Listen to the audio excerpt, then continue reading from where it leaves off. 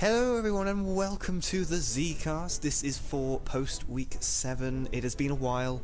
We have been struck down by illness and by all sorts of other things, I assume. But now we are back, ready to satisfy your ears with lovely chocolatey golden vocal tones, as you can hear now. Joined with me is Squee and Rebel. Wait, we're joined with you? Oh, shit. I had to take very, very extreme measures to arrange this Zcast. Yeah, I get it, but why did you have to attach your elbow to the back of my knee? I mean, seriously, couldn't you have thought of something a little less inconvenient? It could have been a lot worse. It could have, Yeah, it's true. Do you realize how close he is to my crotch? This is Can you see Rebel? Yeah. Anyway. I know Rebel has been sick, as have I, so I'm not going to ask you how your week was. Squee, how was your week? Well, I was sick the week before that. So, this week's pretty good. This is better than last week. Yeah, right? It's an improvement. I guess we just go straight into it then. Alright. We're not going to go over week 6 because I don't think any of us remember. Well, Squee might. Squeak I probably definitely does, don't. I don't. I barely remember Earth last Defenders week. 1. That's about it. Hey, see, I don't remember that. Oh, yeah, they did. Yeah, they did. They beat the gods. Okay. Anyway, Yeah. we're not talking about week 6. No. No. We'll go over week 7. Hey, just no, week 7 come on, this you week. just talked about one match in week 6. We've got to go over the entire week now. All right, let's God. go through a whole 8. Okay, anyway, first match of week 7 was Saiyans versus Margins. It was fantastic. Awesome. Bora was fantastic. No, I mean, actually, it was a really good match. It was a good match, And then at the end, it just became a grand match. It just topped it off. Yeah. Yeah. I think it was really fun to see. I'm enjoying how the Majins are finally starting to gather some steam and perform well. Especially Majub, which Majub has been impressive lately, but even this week with the chocolate beams, that was unusual. Yeah, it was a nice change to see all of those chocolate beams compared to the usual. I mean, I obviously it's obviously less preferable than the lightning arrow, but yeah, the chocolate beams. Well, yeah, but that's an ultimate. There's I would say there's a few, but most people's ultimates are preferable to their B2s. It depends. Like I say ultimate for Marjube just because frequency of how often it actually hits more. That's than true. anything. Yeah, he can throw that baby out like it's a B2. Yeah. Yeah. And the fact is that his charge rate is incredible. So having him throw out those B2s is awesome. But his ultimate, just because it's that good, throwing out an ultimate for a lot of people is, alright, you've now got, if they're close, you've got a decent enough chance to hit. If they're mid-range, you've got maybe a 50-50, and if it's any further than that, you're a bit fucked. Marjube, doesn't matter where he is, throws it out. Right. Unless someone's pretty quick with those after images or has Mirage and gets lucky, they're pretty much guaranteed to take the vast majority of that damage. Which just makes it probably one of the better ultimates in the game, actually. I mean, going on from that, Marjube's consistency, if we look at the builds, it's allowed the coach to kind of, with most characters, you should and could specialise into one thing or whatever, and then do a couple of points into offsetting melee or whatever. But because Marjube is just so consistent and so good at hitting with his stuff, the coach of the Margins, as you can see, has been able to kind of, I guess, boost things that you wouldn't have points to boost if you weren't as hard hitting as Marjube is. I mean, we've got quick fast attack, Dende's healing, and then of course you got 4 points into key and stuff. But the ability to deviate is something that I think, the ability that, he's so good at what he does that you can concentrate on other aspects to make him a better all-around fighter, which is, I think, a very smart move. And what's awesome for Marjube as well is not only does he have that all-around potential, it's also the fact that if you think that he's using key plus 2, his supers are still doing 8-9k of damage, even with that negative to supers, which is fantastic. he was already ranked 8th in the league, and after this week, I wouldn't be surprised if that climbs even higher. No, definitely not. So yeah, but I'm still not sure about. I've said this before, and I'll probably keep on saying it. I'm still not a fan of Tension Up. I still don't think it's worthwhile. You make the choice of launcher support on one person, but don't have it on another one. Actually, this week it made even less sense, but whatever, because you had a free launcher spot. But whatever. It just I don't like it. I don't think we should talk about this. I think I get Rebel's agitated. just breaking. Why do you do no? Stop it. But overall, I do. That's one thing I do like about the Majins is that, with few exceptions here and there, their builds are very well put together and very logical. You can look at those builds and go, "I see exactly why that's there." No, absolutely. And what's nice is this. It really does tie in with what certainly I was saying pretty much from the beginning of last season, is the simple ability of the coach to build his team properly and to keep up with what else is going on with other teams and just with the whole almost meta of the league in general, is doing the Margins so many favors than just same build, same rotation, same losing. It's To be just fair, brilliant for them this season. we're giving them a lot of credit considering they did lose. They lost. Yeah, I was going to say. Now not- we want to make sure, because the way we're talking, we want to make sure they did lose, but they went all the way up into the end. It was a fantastic match. Their people performed really well. Even DeBoer did great until he thought the match was over and decided to go home. So I mean, it was one of those matches where it was down to the wire until the very end, and it was really well done. But the Saiyans as well. I mean, I don't want to take anything away from the Saiyans. They've been doing even worse off than Well, they've actually, they've not been doing very well, have they? Yeah. And their places aren't really that good either. I mean, let's see. The highest member they've got is ranked 23. Jesus. I mean, That's it. they're at the bottom Basically- of an extremely competitive division as well. Yeah. Yeah, I mean, you've got King Vegeta at 75, Scouter at 23, Nap at 72, Bardock at 30, and Turles at 32. So their team is not doing well in the standings or in the overall scores. But so it was, to give them credit as well, it was really nice to see them step up this week because both teams were really good. Yeah, I agree. Just so everyone knows, most of the stats we will be using for this week are stats that have been recorded before these matches, because the stats team hasn't had time to gather all the stats yet, which is fair. Lazy. We want them by Monday. God. Understand?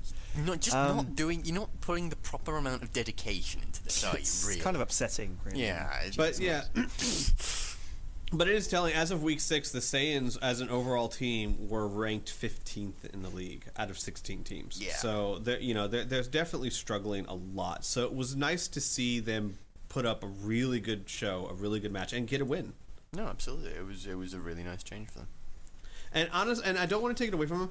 I know DeBoer did his victory lap at the end, and it's undeniable that's how it ended.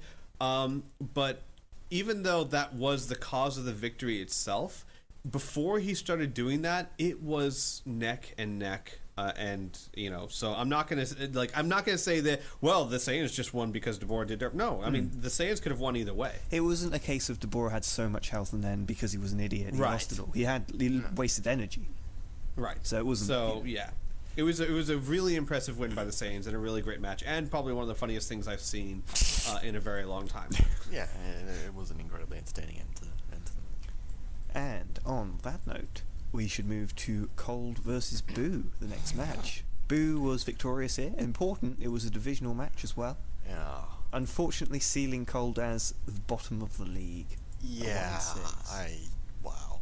Well, the bottom of the division. And the league. Bottom of the league.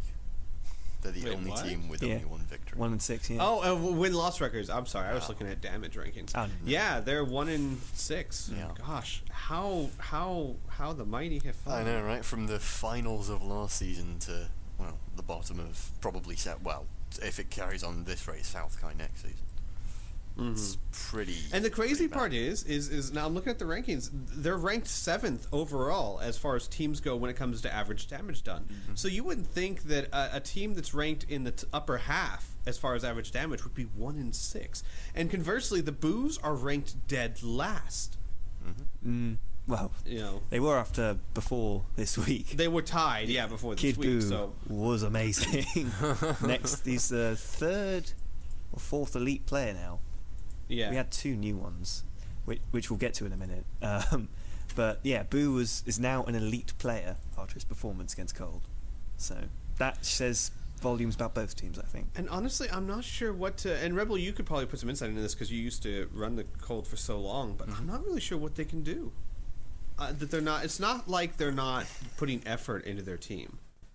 I don't know if they're taking a wrong direction or looking at this a wrong way, or I don't know. But 1-6 is Possibly. I haven't been. Yeah. Well, the first thing to say is that Cold's subform is pretty inactive in general. It does take, although it's actually quite entertaining recently with just sort of every team, is that people start like thinking about, or the discussion starts happening in team subforms for the most part at like Saturday. So probably like Friday evening for most Americans, but Right. Saturday for me. And actually no, probably like Saturday morning. I'm trying to think of times. It's like Saturday evening, yeah. And people start talking about it on Saturday evening for me, and I'm sitting there going, "Really? You've had an entire week, and what?" And it's not just to mention they're due right about then. yeah. Could it's like, actually hang on a do second, 3 what are hours you doing? ago. Yeah, I don't understand. How is this? What? And that's always quite funny to me. But there are certain teams, and Cold is certainly among them, where the activity in their subforum is very minor. And for a team that's 1-6, that's pretty worrying. Though that being said, one person they should be very proud of, Cooler. Now, Cooler has Yes. turned into a very good player for them. The problem is that has been seemingly at the expense of the rest of the team. And I think this is a problem that Cold is slipping into, or has slipped into, which is that last season, the general builds that they're using at the minute got them into the Tenkaichi Bowl. At the time, those builds and the way that the players were acting with those builds, in general, the builds have changed from last season, and I'm not entirely sure I think they've changed in the right way. Certainly, if you look at their win-loss, it's certainly the case there, but just in general, I'm not sure they're looking at the players. Certainly, they're certainly not looking at the players in the way I would. And also, there's not enough debate surrounding them. There's not enough analysis of what happened, what went wrong, and how can we improve on this. Cooler is fantastic, and I think they've hit on a very lucky build with him there, but the changes that they're making seem quite random and seem quite tied into the same thing that I berated a lot of teams last season for, which was, this works, this has worked in the past, we'll stick with that and hope it'll work again. And while some of their games have been quite close, some of their other games have not been close, and when your games are consistently losing you things, and it's not always, it's not always like a Gohan's thing where it's always down to the wire, and it's always a couple of B2s in it. There's a bar or two of health. It's not always been that. There have been a few matches this season where Cold has been utterly dominated, and that's something that really needs. You really need to look at your players very closely and figure out why it is they're not performing to the same way that they did last season, and you have to decide then whether or not that's a case of, okay, our builds have changed and therefore that's the problem, or is it that everybody else has changed and we haven't followed, or we haven't been able to keep ahead of the curve. And one thing I can point out too, that I'm looking at the rankings here, and this is probably a big issue for it. Team Cold, despite having one of the higher number of total B2s thrown out, has the lowest connection percentage in the league. Mm-hmm. They have for their as their whole team, their average percentage connection, the average number of times their B2s actually hit is 49%, less than half. And everyone else in the league is at least at 50% on average. So, and you're throwing out a lot of them. I mean, they've thrown out 84, and hit with 41. And 84 is, in the 80s is a high number of B2s thrown out, but they're not hitting. And maybe there's something you need to look at there, because there's a big problem. Mm-hmm. I mean, you've got the lowest percentage of connections in the league. You're throwing them out there, but you're not hitting with them. And now that is a difficult thing to work on, because, you can throw them out, but you can't force them to hit. But there are ways to look at this. There are ways, maybe you're relying too much on B2s as a general as a team. Maybe you need to start looking at other things. Maybe you've got the wrong people on melee and the wrong people on B2 builds. So, I mean, that's just one thing. Make of it what you will, but that is a reason that your connection rate is really low. Yeah, that is certainly a reason. And I think I'm sort of looking over the builds and stuff right now. I don't know. I'm looking at stuff like the use of Hatred of Saiyans, which, whilst is perfectly reasonable as a general stance, Especially for that team. yeah, absolutely. It's thematically quite strong. It's actually a pretty crap Patara. Because, for an extra point you get tension up, which is still pretty bad in general, and for another point above that you get high tension, which for a non-android is still quite bad, but for an android, hint Methacooler, is actually pretty good. And a lot of the stuff that, especially for someone like Frieza, you're looking at Frieza who is pretty tanky, and then you're giving him something like Hatred of Saiyans, which, as I said, is just a bad tension up. It doesn't contribute anything. You have to think, and I've said this before about builds, and this is something that everybody needs to think about, is when you're looking at builds for your players, you need to think, what is it you're trying to achieve, and how is what you're adding to it helping you achieve that goal? Because a lot of the times you see people saying, right, I want a B2 character. Because I want a B2 character, I'm going to put Super +2, Power Down 1, Indignation, and someone else on them. Right. And you look at that thing and you go, well, okay, cool. Those B2s are going to hurt. Cool. Slight problem. How the fuck are you going to get them to throw them out? Because a lot of players will come in with Savior. They'll have Super +2, they'll have Indignation, a couple of other things maybe. But they have no way of getting that key back.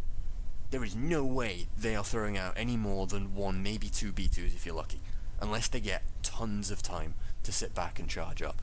And especially if you're one of those people, I don't think Cold has any of those, but those people that use the B1s that send you right back to max power, which again is great, but if you've got a B2 build and then you use one of those, so you already have a charge penalty, and then you add that onto it, shit, kiss an ultimate goodbye after that. Mecha Frieza's one of those players. He has. Oh, yeah, you're right. He is one of those people. And that's something you need to think about. And so if you look at a player like Frieza, for example, right? The build for Frieza this week was Frieza AI, Super Up 1, Fighting Spirit, Latent Energy, Hatred of Saiyans, Savior, and Dende's Healing. Now, there are at least 2 points in that build that are utterly wasted. Latent Energy and Hatred of Saiyans. Latent Energy generally is pretty bad because you're paying. It's okay. It's a good thing to have on the end of something. It's a good thing to have. If you have a tank and you get a point extra. Yeah, if you've got a tank and you're banging something like Eternal Life, Defense +3, and then you're looking at it going, well, I don't really mind what else they do, so I'm gonna shove on Latent Energy. It will have an impact. Right, I find that it works best in conjunction with other defensive Patara. If you put on a defensive build and you throw latent energy in there, that's an extra 5%. It starts to mean something.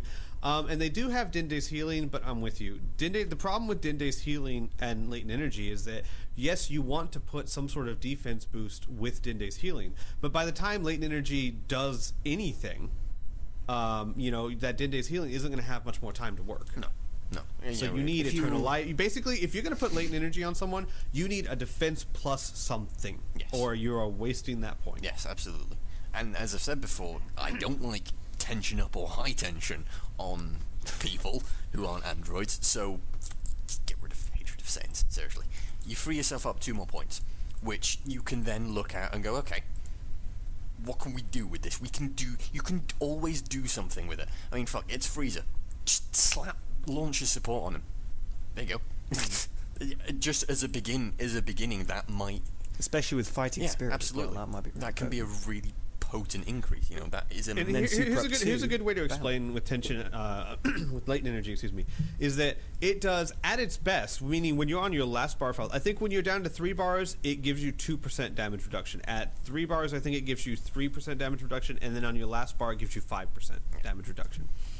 The way to look at it is this. If someone hits you with a B2 for 10,000 points of damage, instead you get 9,500, which is squat. Yeah. It's 500 points taken off that damage, which is nothing. Now, when you add that to defense +3, then it becomes you get to important. add that 500 onto what's already being reduced, and it becomes a viable option. Yeah. But by itself, you're not going to notice a difference. No, absolutely no. Which, as I said before, makes it pretty much a waste of a Patara. Yeah, and like what HJK said, it's good to add on to the end. I would argue that there are far more. I would say any of the other exclamation points would be better to throw on any character as an end thing other than latent energy. Yeah, I'm actually in complete agreement with that. Definitely. I would agree too. Yeah. There are very few situations where latent energy is actually worthwhile, and even in those situations, it is usually a better option. And that is always something you need to consider. But this is, it's just general stuff, not just for Team Cold specifically, but for any team who's doing that. And I could probably talk all day about this, so I'm not going to. But you genuinely need to consider, how is what I'm adding to my player making this player more effective in doing what I want them to do, and how does what I'm adding to this player make sense based on what they do and what they have done in games. It's all very well saying, alright, in between this test between this AI X and AI Y, they got into 10 clashes, and therefore I'm going to slap Dragon Power on them. Cool. But you're still relying on Dragon Power being effective against who they go up against, which means you need to pick your opponents reasonably carefully for it. I would also suggest, and I say this with hesitancy because I don't want people to take this and run with it, because there are very big limitations to this.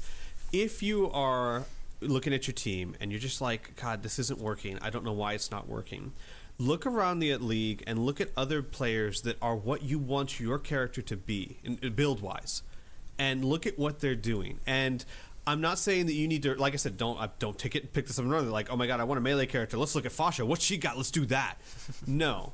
But look at how they're built. Look at what their team thinks are good Pataras and bad Pataras, and use that as a foundation or a building block to see what works with your... I don't think a lot of teams do this. I don't think a lot of teams go to the final customization and look at past teams' builds and what they did and what worked for them. And I think that you could learn a lot by looking at what other teams do with characters based off of builds that you want for your own team.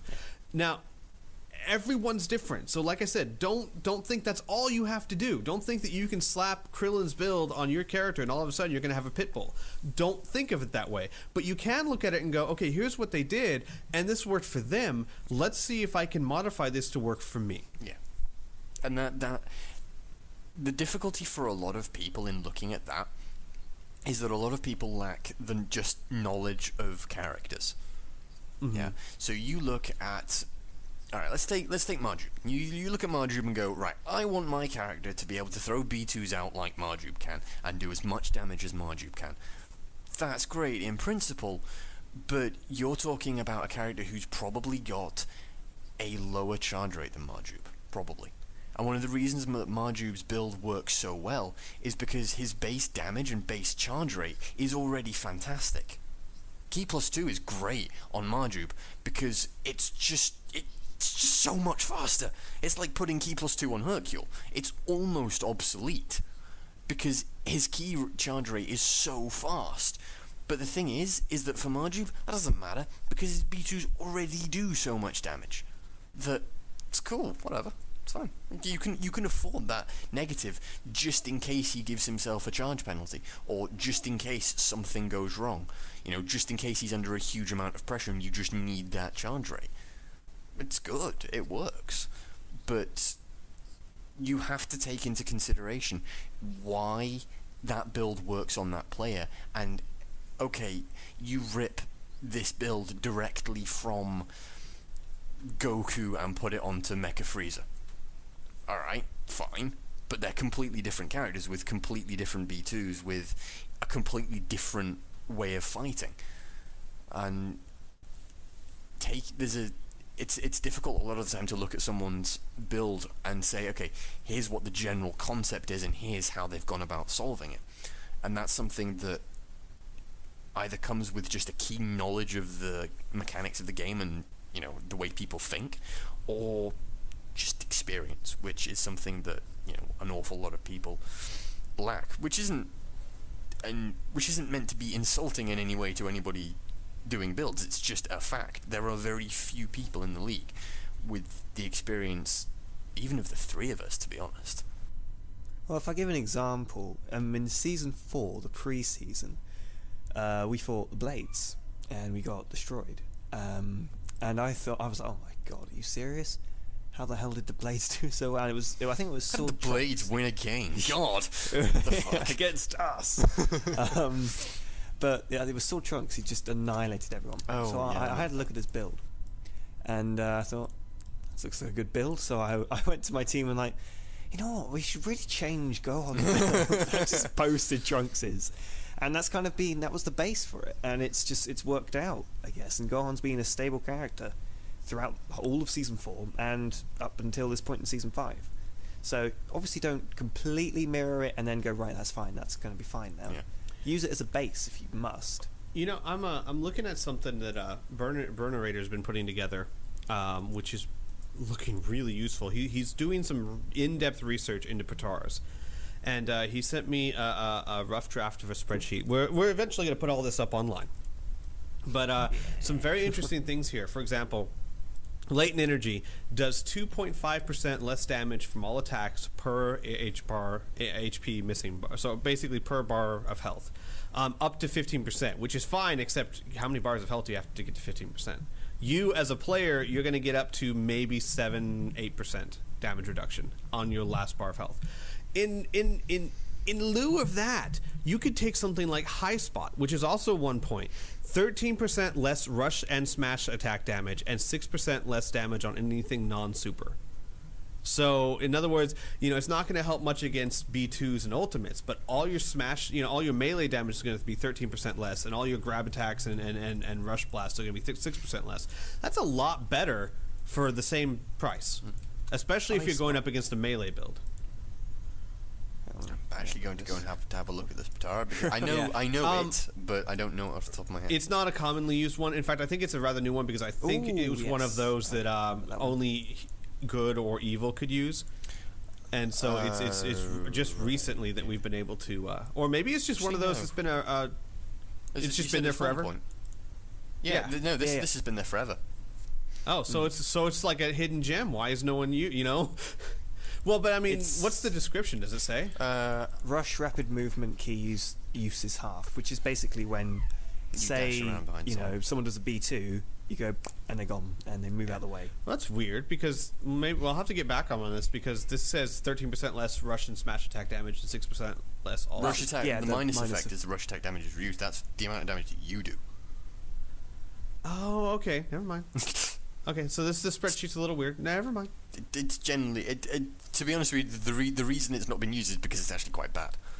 Yeah, like never mind. It's really a bad. nice Forget idea for a dodgy build. but apart from everything that- I just told you. yeah, ignore Squee. He doesn't know what he's talking. But no, he's doing some extensive research. We'll have this for you guys soon. Another one, like for example, Active Heart. A lot of people like using Active Heart. I've always been kind of, I'm on it. And this is why. Active Heart, you know, you get key back for doing melee damage. 1 bar of key per every 10,000 points of melee damage. You're not really going to notice that.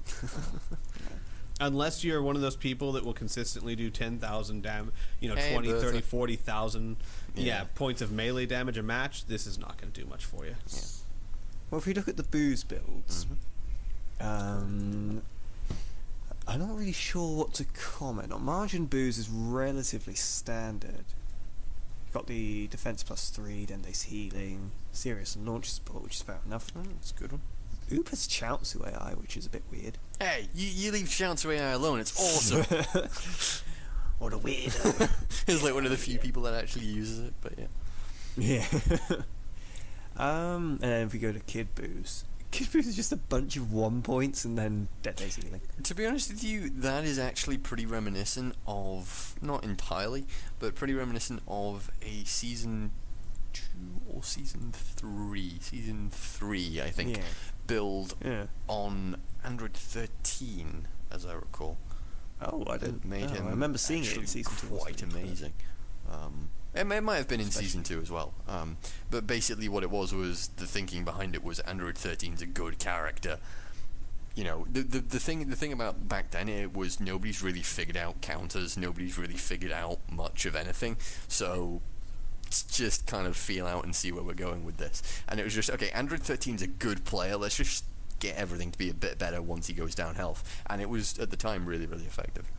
Not so much anymore. Unfortunately, Gohan Buu has hatred of Saiyans, so he has got a black mark. Yeah, that's In the I'm sorry. Z-cast. That's an automatic black mark. I don't. Ugh. And it's now... Get rid of it! Just kill it! So maybe we should move on to the next match. What?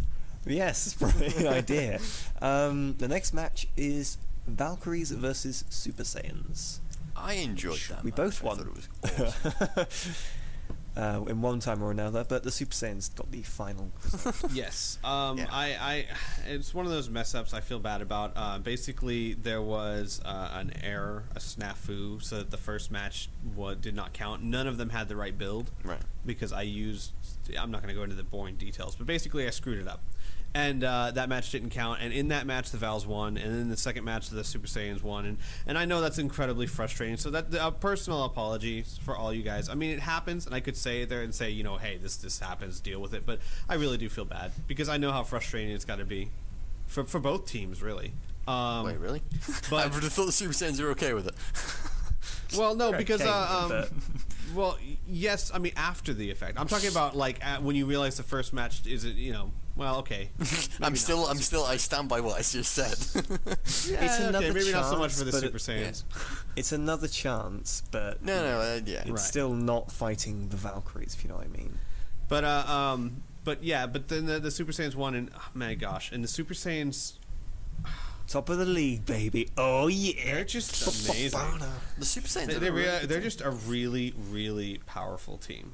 Yeah, and there's a limit to how much you can attribute that to the characters actually being pretty good, because Right. there are a lot of problems with the Super Saiyans characters. Like Trunks isn't great. Trunks is okay, but he's not great. Goku is getting better, but he's been shit. Like, Well, just look at it this way. I mean, they're at the top of the league, but look at their as of week 6, their placements. You've got Vegeta at 19. He's the highest. No, well, you've got Gohan at 17. So you've got Gohan at 17, Vegeta at 19, Trunks at 47, Goku at 71, Super Vegeta at 63. Yeah. So the players themselves are not dishing out amazing damage. I think for the Super Saiyans, what it is their team has decent synergy, and they tag like madmen. The tagging is very, very useful for them. It certainly had an impact. But I also think that something that contributes to the Super Saiyans winning, probably above anything, is the fact that the amount of consideration that generally goes into the builds. Like, even if the builds stay the same, there's actually, from what I've observed anyway, there's actually quite a lot of consideration as to what goes into them and why, and, you know, what rotation gets used, what, like, placement gets used as well. And, like, I'm looking at these builds, I'm trying to find things I don't like, with the exception of, like, latent energy, which I'm looking at it going, Where's that? why? Oh, Super Vegeta. Okay. Super Yeah. Vegeta. I see. But no, it's good. Like, I'm looking at stuff like Light Body and going, yeah, people should use that more. It's good. Well, with Super Vegeta, yeah, if you No, like, Yeah. just the Patara in yeah, general. yeah, like, yeah. But with Super Vegeta awesome. specifically, you can't specify that he's Super Vegeta without it. So you gotta No, you gotta that's have him like that. No, you've absolutely got. Otherwise, he'll be like, I am Sepang. Oh. yeah. And it's you know the interesting thing that I'm noticing about the Super Saiyans, they're top of the league when it comes to win losses, but that's it. Everything else puts them as a mediocre team. They are 11th overall as team standings as far as average damage done. Like I said, none of their individual players have any great, you know, ranking stats. There's no elite players, but they're 6-1. They're a good team. That's and it just goes to show that, you know, there's something more to it than just the numbers. No, and there absolutely is. Yeah, definitely. Yes, there is. And I think what's also interesting for the Super Saiyans is the lack of health gaining transformation. That's as well, true. which is something that a lot of people have attributed like victories and just power to in the past. Is, you know, oh my god, this team's got, you know, X number of health regenerating transformations. Well, obviously they're going to do well. Well, no, it's bullshit. You know, it'll help, don't get me wrong, but at the end of the day, you still need the players and the team to be good. And that's something that, you know, you can just easily get past by building a better team. I say easily. I don't really have anything to add to that. I guess if I go into what we thought about actually fighting the Vals, I don't think we'd ever beaten the Vals ever, but I don't think you have. No. we might have done like season 1 or something, but not in recent memory, because they're so in your face, and that's always a problem with our team. They're just really offensive. Have you seen? I know. God. They're just Mouth on Vidal. It's terrible. We haven't even started the match, and it was all Vegeta was in tears. Yeah, so they're always in your face and stuff like that, and there's always a problem for our team, and which is why I wasn't surprised when we lost initially. I did think, because Super Vegeta had a clash with Fasha, and I was like, oh yeah, Super Vegeta's got Dragon Power, this is over. And then Fasha whatever won. I was like, hang on, what's going on here? And then it turned out the builds were different, so I was like, okay, fair enough. Well, and like what Rebel was saying, and Piff even mentioned this too when he saw the fight, was that Piff completely understood why the Super Saiyans lost the first one and won the second one, because he said the build for the second one was tailor-made to fight the Valkyries. Yeah. And then, you know, when the first match, when the builds were just completely, you could almost say random, not random, but definitely not with the Valkyries in mind, the Super Saiyans lost. And when they had a build where the Valkyries were in mind, the Super Saiyans won it quite handily. Yeah. We did spend a lot of time. I mean, yeah, and so that goes, like to say, to strengthen what Rebel was saying, that the Super Saiyans really take the time to make their builds and make their builds right. And that's the thing that a lot of teams need to take out of just this conversation completely, is the more thought and time you put into your builds, the more not even thought and time, the more consideration for your opponents that you put in. Something that we'll probably get onto when we get onto Muscle Androids match. Stuff like the rotation. It's not just thinking about your own team and what your own team's good at. When you go up against a team like, say, the Rugrats, you have a very important choice to make. The Rugrats are very well known... Clashes or no clashes? Exactly, thank you. The Rugrats are very well known for using Power of Rage and Dragon Power. That is what they do. That is one of the things that they do really well. And it makes sense for their players. Their players have a lot of Rush B2s, and their players in the past tend to be very aggressive, lots of Dragon Rushing, lots of really high-speed moves. And so it makes sense for them to be in clashes, and therefore to have those Clash Pataras. You know, it's just been a thing for the Rugrats since forever. And that's a decision that your team has to take. Ignoring that decision and just saying, we're good at this, so this is what we're going to do, is really, really dangerous. You're basically leaving it up to a toss of the dice. To saying, you know, this is what we're good at, so this is going to mean we win, isn't right at all. And it makes, certainly these days, you know, you could probably, and people did, get away with that in seasons 2 and 3. Yeah, because as I said before, things hadn't really been figured out by that point. Yeah, we didn't really know. I think, with the exception of maybe a few of the testers, most people didn't understand how things worked. You know, why things did what they did, and a lot of things that happened were excusable in that regard. But now you cannot go into a match, like no team can go into a match saying, "This is what we're good at, ergo we are going to win." We saw teams doing that in Season 4, and it wrecked them completely.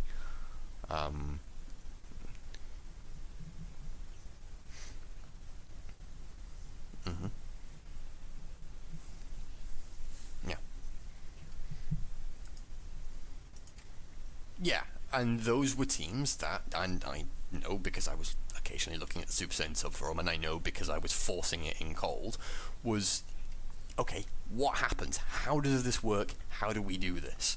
Why did this not work? What happened? And there's a lot of times that I look into team subforums, and this happened in cold last season, was that you come away from a match where player X gets absolutely fucking annihilated. And it is irritating. It's annoying. Yeah? Your player just got trashed. Okay, calm the fuck down. Look at why. Your build might be perfectly fine. Yeah, a lot of the times I looked at players and went, actually, they were fine. They did nothing wrong in and of themselves. They just got countered hard. That's why teams win. A lot of the time, that is why teams win. You look at, like, Ginyu this week. Captain Ginyu got slammed. You don't know if his build was good or not, because he got trashed. There was you have that match was basically useless for you in regards to intel about how Ginyu works, because he just didn't have any opportunity, and that happens. That is either a case of your opponent countered you, either by design or accident, or you just had a bad week. Yeah, and the RNG hated you that week. And a lot of teams and a lot of people look at that and go, oh, this player got absolutely slaughtered, therefore bad build, change. Wrong. You have to look at something and say, and objectively say, okay, or as objectively as you can, say, why did this happen? Now, there is a danger there again that you say, well, RNG. This is a good build, but RNG meant we didn't win. Again, not necessarily the case. You have to look at the way players work, not just the players themselves, but also who they were up against and what sort of situation they found themselves in. Because if someone tags in, they have no energy, there's a pretty good chance they're going to get beaten pretty hard, even if they're a melee character. Especially if their opponent comes in with something like Savior and has a lot of energy to spare, or has the ability to get energy back. There's a lot of things to take into consideration that I think teams just sort of glaze over and say this person didn't do very well, so it was bad. And it's not necessarily the case. I mean, this is the only match we have stats for this week.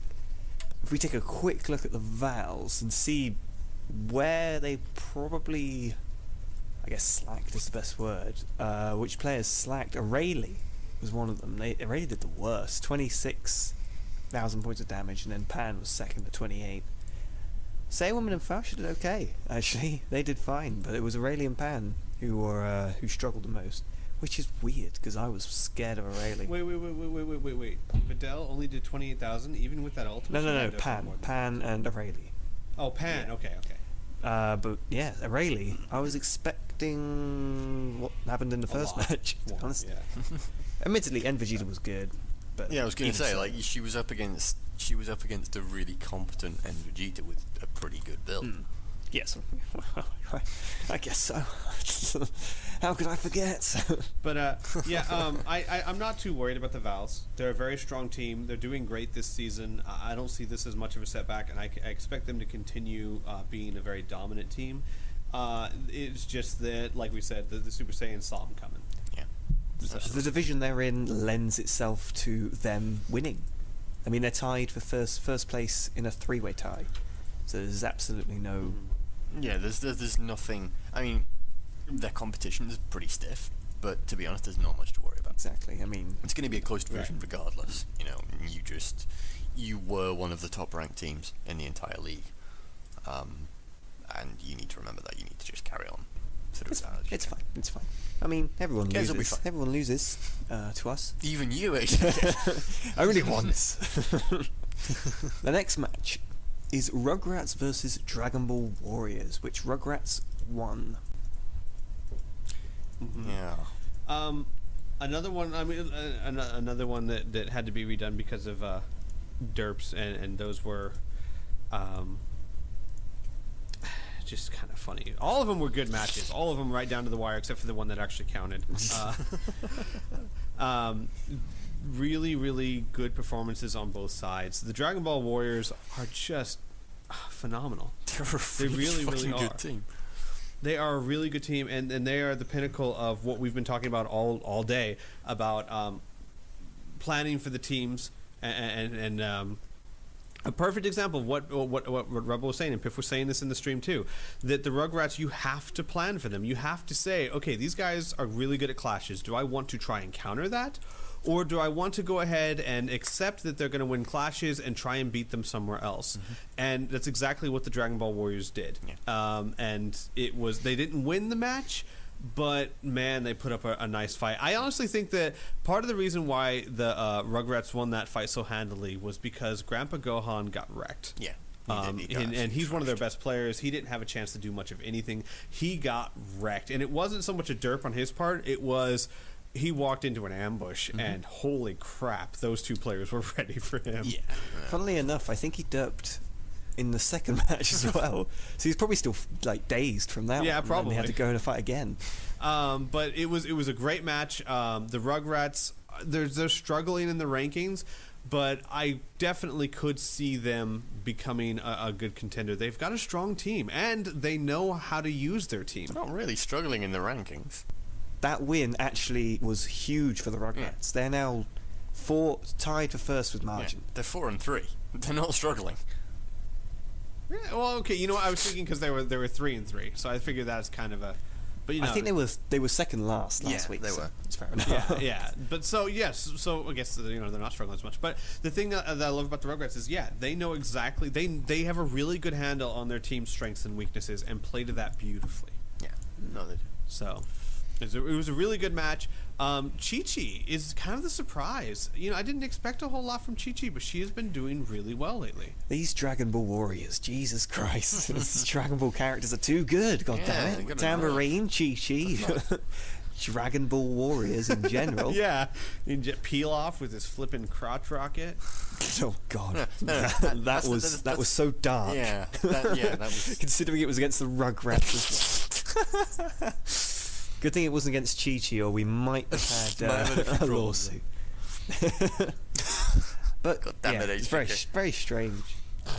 Anyway, the next match was Gohans versus Namek, which Namek won. Gosh, poor Gohans, they got manhandled. You know, I want to show something to everyone about just how good of a player Tambourine has been this season.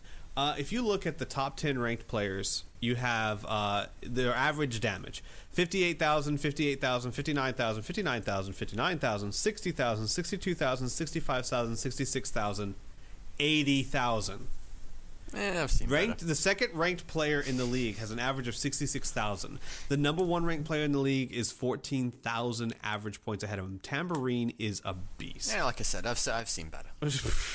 And what I've been noticing a lot about Tambourine is his specialty. What he is so good at is connecting his B2s with his melee combos. He is just timing. a master Bullshit. at that. Because, you know, his Samusun, I was bringing this up in the stream, his Samusun is not a hard B2 to dodge. It's not. It's a very thin B2. Yeah. It's not like Supernova. You can dodge that very easily when fired at any sort of distance. You say Supernova. But that's not what Tambourine when was the last does. time one of those connected? Yeah, well, you know what I'm saying. Yeah, no. But it's what he does. He will get into a melee combo and then jump back and quick fire that thing, and he will do it again and again and again. It's beautiful to watch and terrifying if you're facing them. Yeah. I mean, even like the Gohans are standing there with like Future Gohan in third. That's what's scary. Like Future Gohan was in this match. The third best player in the league was in this match, and he held his own. To be fair, he was the last guy. He did very, very well. But and the Gohans are a powerful team, and I think they put up a good showing. It's just that the Namekians are just really good this season. No, absolutely, they're doing fantastically well. I think the only team that's arguably doing better in terms of their actual players are the Blades. Oh God, yeah, we'll get onto them in a minute. Yeah.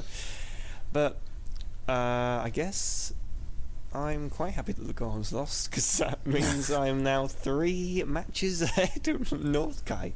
Not the Super Saiyans, just HJK. Just me. What's also interesting is actually that with the exception of the Super Saiyans, no one in Northkai has an above 1. Oh God, yeah, ratio. A positive win-loss record. Yeah, that's true. Good Lord. Thanks, guys. Good job, guys. Well done. Anyway, Gohan's now. Yeah. Next match, Muscle versus Androids, in which the androids won. Go me. So, Squee, how proud are you of that one? You It's weird. I don't bastard. even really like the androids that much as a team. I mean, no, it's not wrong. I don't cheer for them that often because everyone knows I love Earth Defenders and then Valkyries. Those are my two loves.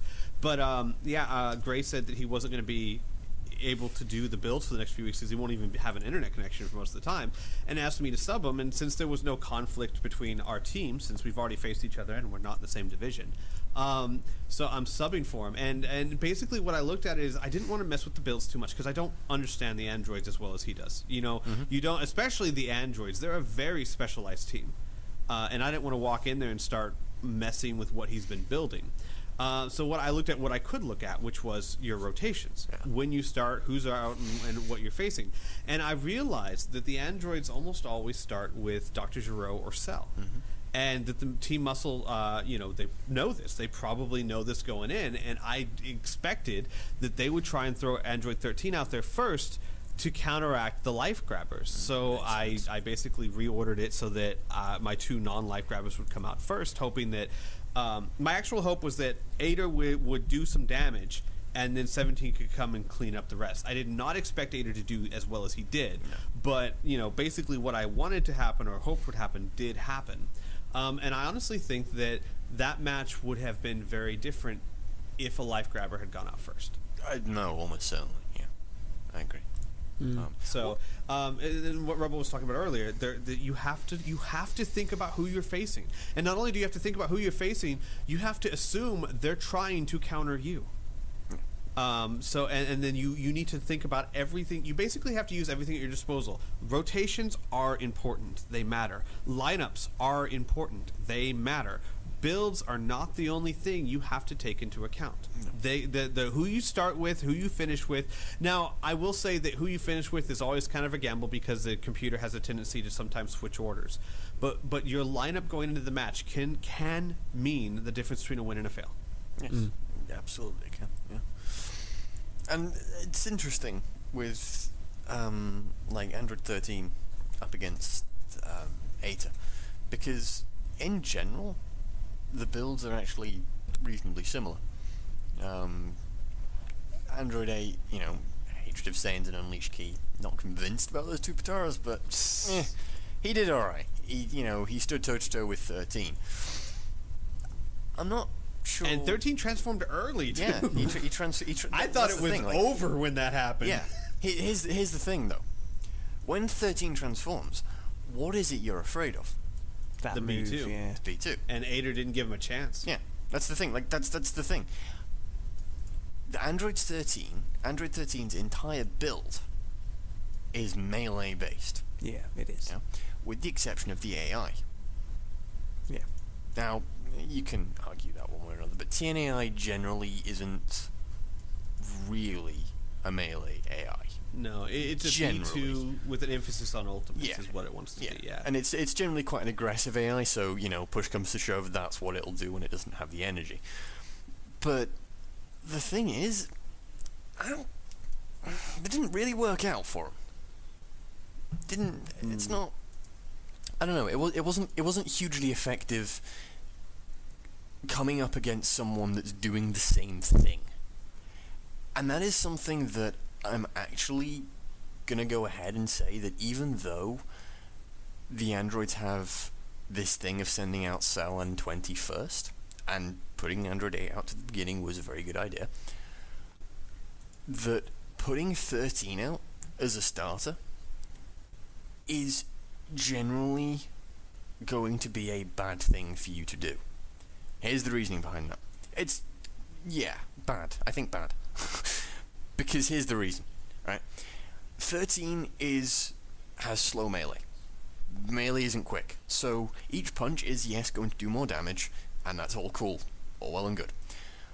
But when you bring him up against another melee character, generally even someone who's, if both of your, right, two melee characters have the same attack speed, whoever hits first gets that combo in.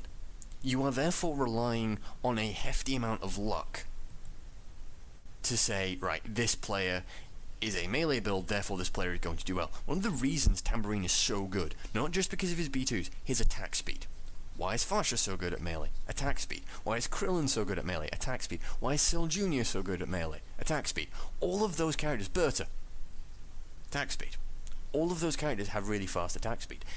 Someone like 13, going up against them in melee, is almost always going to lose. Pretty much. He'll do damage, don't get me wrong. He did a lot of damage to Eta. But you have to think, how did Eta die? Eta died because Android 13 transformed early and got maybe 8,000 points of health back. Eta died with what? 13 with at a quarter of a bar of health left? Is that about right? My memory's fading slightly, he had maybe half a bar, Yeah. Now, you have to think for a second, well, okay, so 13 doesn't transform. Eta kills him.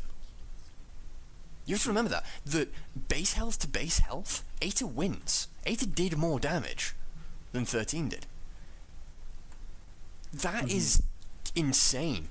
And that comes down not just to the builds, yeah? Because in general, those two were doing exactly the same amount of damage, yeah? In terms of, like, if you just compare, like, their boosts, yeah? Attack plus 2, they both had attack plus 2, serious, quick fast attack, and indomitable spirit. They both had that. The difference comes in their AI, which, not sure how much of an effect that had, but then 13 also had Dende's healing, and then Eta had Hatred of Stains and Unleashed Ki, which, again, I'm not a fan of, but whatever, it worked. Worked at that point, so cool, whatever. 13 threw out no B2s, and basically, as far as you're concerned, he lost. Because to all intents and purposes, he did not do the damage that he needed to do. Yeah, he took a bit of 17's energy, is Right. about what you can say for him. It was even with a transformation, which is always a bad place to be in. And the simple reason for that is you are throwing, as I said, you are throwing that melee confrontation up to a flip of the coin. They both did damage to each other, they both did a lot of damage to each other, but it's still a coin toss. And if, let's say for the sake of argument, that the androids had done what I think would have been a bad thing to do and start with 17, right? 17 has a faster attack speed than 13. Not only that, but 17 is much better at B2s than 17. So, let me ask you then, what does 13 have? What has he got? What has he got over Android 17? He doesn't have attack speed, so his melee is going to be severely weakened. And he's using melee with a defense negative. So, what are his B2s going to do? He doesn't have any bonuses to B2s.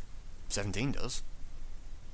13 coming up against a player like 17 is going to most likely get absolutely trashed. Now, you didn't get a chance to see that, but... Right, but I would say in a situation like that, especially post-transformation, you'd want to try and just... because there's not much you can do for his melee. You just want to try and make your B2s as damaging as possible, or spam your B2s. Yeah. Try and get your B2s out faster than 17s do. Especially, and I see exactly what you mean, especially after he transforms. I would consider, and I don't know if they've tried it in the past, maybe it didn't work, but I would consider that a melee build on 13 is not your best option. No, especially agreed. after he transforms, it's not a good option. You definitely want to work on that tank or B2. Yeah, and the thing I is think is the best way to go with him. 13 has been nerfed. His charge rate as an android has been nerfed, because I don't remember what the nerf is. Is it like high tension and tension up? Yeah, you can't use Yeah, any of he's those. not allowed He's to not have allowed those to have because those. he used to throw out those B2s like No, crazy, and it was- absolutely. I remember it was scary. Yeah. But the thing is, you can still do that. You just can't use high tension, tension up. You still You have still got launch support. launcher you still support, have, key plus 2, key plus 1. You still Fighting have... Spirit. Yeah, you still have all of those Pataras that are a thing. So, you can still do key charging, possibly even more efficiently than you could with high tension and tension up. And you're taking advantage more of, like, his melee's fine. It's alright. like I said, it's slow. We might have to look on that. He may actually be banned from Key Plus 2. If not, fantastic. But I mean, I don't want to tell you could do this. I and they'll don't be remember like, off the top of my head. Let me go check. I Yeah. have the rules. But there are ways. Yes, I mean you have been nerfed in that area, but you haven't been. That door has not been closed to you. Not in the slightest, no. Yeah. Oh, probably what I'm going to do is if we do any further changes to the rules, actually I might do it after this because, yeah, I probably will. I'm going to take away all of the individual threads in people's, the rule threads in everybody's subforum, because it's too much effort. Every time there's like one little change, I have to go through and edit 17 or 18 posts, and quite frankly, I can't be asked. I don't have the patience. Even though it's just a copy-paste job, it can't be asked. So I'm just going to keep the one that's in the DBZ League 101, but because I made a change, I think a couple of days ago, in response to someone sending me a PM about Supreme Kai, and I think it was Renegade, I think. Yes, it was. So I had to make a change to just adding Supreme Kai to the list of someone with a healing transformation, which I thought that the emulator had changed that, but apparently it hasn't. So He has a healing. Oh, of course. his he transformation does. heals him. Yeah, it just like it completely passed me by the fact that was a thing, and apparently it passed the rest of the stuff by as well because it wasn't in there. So We are the model of efficiency here. Hey, listen. Yup. I am just shocked that I managed to force you guys to actually get the rules out. Do you have any idea how much time that took? Well, you guys Well, do. it's because you Nobody said else you post does. them, so we were like, yeah, sure. No. I said, okay, here it is. If there are no complaints, I'm going to post them. Is everybody okay with this? No response. I eventually just went, The fuck most it, these are going efficient up. body ever. It's like, for fuck's So are we sake. ever gonna get to that Zcast ID together and maybe get working on that Zcast What? one day? What? No, that's a silly idea. No one would listen to that. Don't be retarded. What? I think it would work, guys. No. We've been over this before. It's a silly concept. None of us have any personality. Oh, I thought you were gonna say we've been over this before. You and thinking. Yeah. I just thought that went without saying, really, didn't it? But and honestly, I haven't been through the muscles builds, so I will take it with a grain of salt that maybe this has been something you've tried and for whatever reason hasn't worked. But I would definitely say that melee is not the way to go with that character. So might look into other avenues. he's been Everyone on else on melee Team for Muscle is ages. actually doing pretty good. Broly's been rather scary lately. Broly's Even been Garlic really Jr. and Roshi have been decent. Bojack's always been Yeah. scary. That Yeah, ultimate. That oh, is man. incredible. But that's one of his downsides as well. Is he throws out that ultimate and you have to get him back up to max power. You Right. have to either get him to Yeah, I charge mean or his get him back up to max performance power. generally depends on how many of those he can throw out. Yeah. He's kind of like what Mecha Frieza was in season 3. Yeah, absolutely.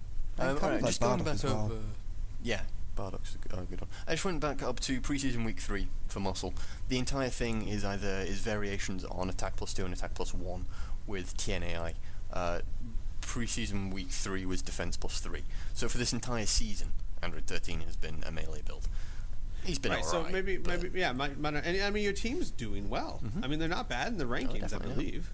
No, they're 4 and 3. No, someone have a not win there. loss? 4 and 3. 216. Yeah, so yeah, you've got a winning. So it's not like your team is struggling, but if you can figure 19 out, think how much how much. If they can better figure you're going 19 to out, do. then they're on the wrong team. I'm sorry. If you figure 19 out, you Then gotta tell go back Derp, to your other forum and no, it's like if you figure 19 out, I'm sure Team Derp would love to hear from you. PM them and if you figure 13 out, you're going to have a really strong contender. No, absolutely. Oh, I just don't think melee is the way to go for it. But yeah. Doesn't So it? next, who we got next? The next match is Blades versus Ginyu Force, which is the Blades one. Really? Really? And Oh my gosh. that totals their number of elite players to 3 out of For 5. fuck's sake, Derangel, seriously. The fuck are you doing? So there's What are you feeding? there's them? 5 players in the whole league that are elite, and 3 of them And three are on of the them are from Blades. Yeah. Tapion, Cyborg Tau, and what, Trunks now? Yep. Jesus Christ. Can I just point out, Trunks, elite player, 100,000 points of damage, Piccolo AI. Yes, it's true. Yeah, I know, right? Like, the defensive counterattack AI does so much fucking damage. That's actually something interesting. Right. How many teams do you see that use those defensive AIs? I think, who's it? Oob on the booze had Chaozu AI. But how many teams do you see actually using those defensive AIs? No, because I think that the overall league atmosphere is offense is better than defense. Mm-hmm. Which I think that's the main concept people go under, and it's not like I'm not privy to that too. I mean, it's just you want to be. Offense is sexy, defense isn't. Yeah, something I've said in previous Zcasts, although possibly not quite overtly. If you have a problem and you think that the AI isn't working, and you tell me I've tried everything, I'm going to tell you you haven't. Because there's like 4 AIs that you probably haven't tried, at least not in any serious way. And I'm sorry, but Piccolo AI in the past has been insane on people. It has. Like, Piccolo AI has turned some people, like, just with the same build. I think this was like a Season 3 thing, and I don't remember who it was on. But at one point, it might have been my team. I don't think it was. I don't think Piccolo AI ever worked for me. And I can't remember who it was. I can't remember what team it was. But a character, like, or a team or a series of teams in Season 3, like, someone tried Piccolo AI and a bunch of different people, and suddenly the team went from being not bad to being really good. And just that style of fighting is really powerful. That counterattack is crazy. And it's because people don't value the defense and look at it and go, okay, this is a defensive AI, so whatever, I'm not interested. Piccolo AI in itself is a bit of an inconsistent AI. You're not quite sure what it's going to do. No, definitely. So, But I mean, and I have to go back and rewatch it to be sure. But if I remember correctly, a lot of Trunks's damage was from counter B2s. He would counter something, dodge something, back away, whatnot, counter whatever the attack was, and launch a B2. And he was phenomenal that week. Yeah. The Blades, dear The God, Blades that is a are fucking team. amazing. Yeah, they are crazy. I've got to say that it is some good news because both he and Kid Buu were in my fantasy team. Oh no! It was close Did you actually. catapult to like 3rd or 4th? Well, because I forgot to post the thing, Scotty posted it for me, and he said, "Oh, I've rested Kid Buu this week, so you're not going to get all those points." I checked it, and the post that he posted wasn't my team, so I was like, "Actually, you'll find I have got Kid Buu." Nice. So we are now, I think we are 4th the lead. We're at 4th, jumped 6 places, 4 points off the top spot. So expect DBZ Fantasy League champions to be crowned DBZ Fantasy League champions any time now. Jesus. What? What? What? So the DBZ League Fantasy Champions will be crowned the DBZ League Fantasy Champions. That's it. That's like saying Squee will be crowned the Squee. Good job, Squee. Well, that's like, why would you call the trophy after your name? That's just as arrogant as calling your team after the name of the trophy. God. Interesting, HJK. God. I wonder what kind of narcissistic twat would do that. I don't know. So yeah, a very impressive display from the Blades and the poor Ginyu Force.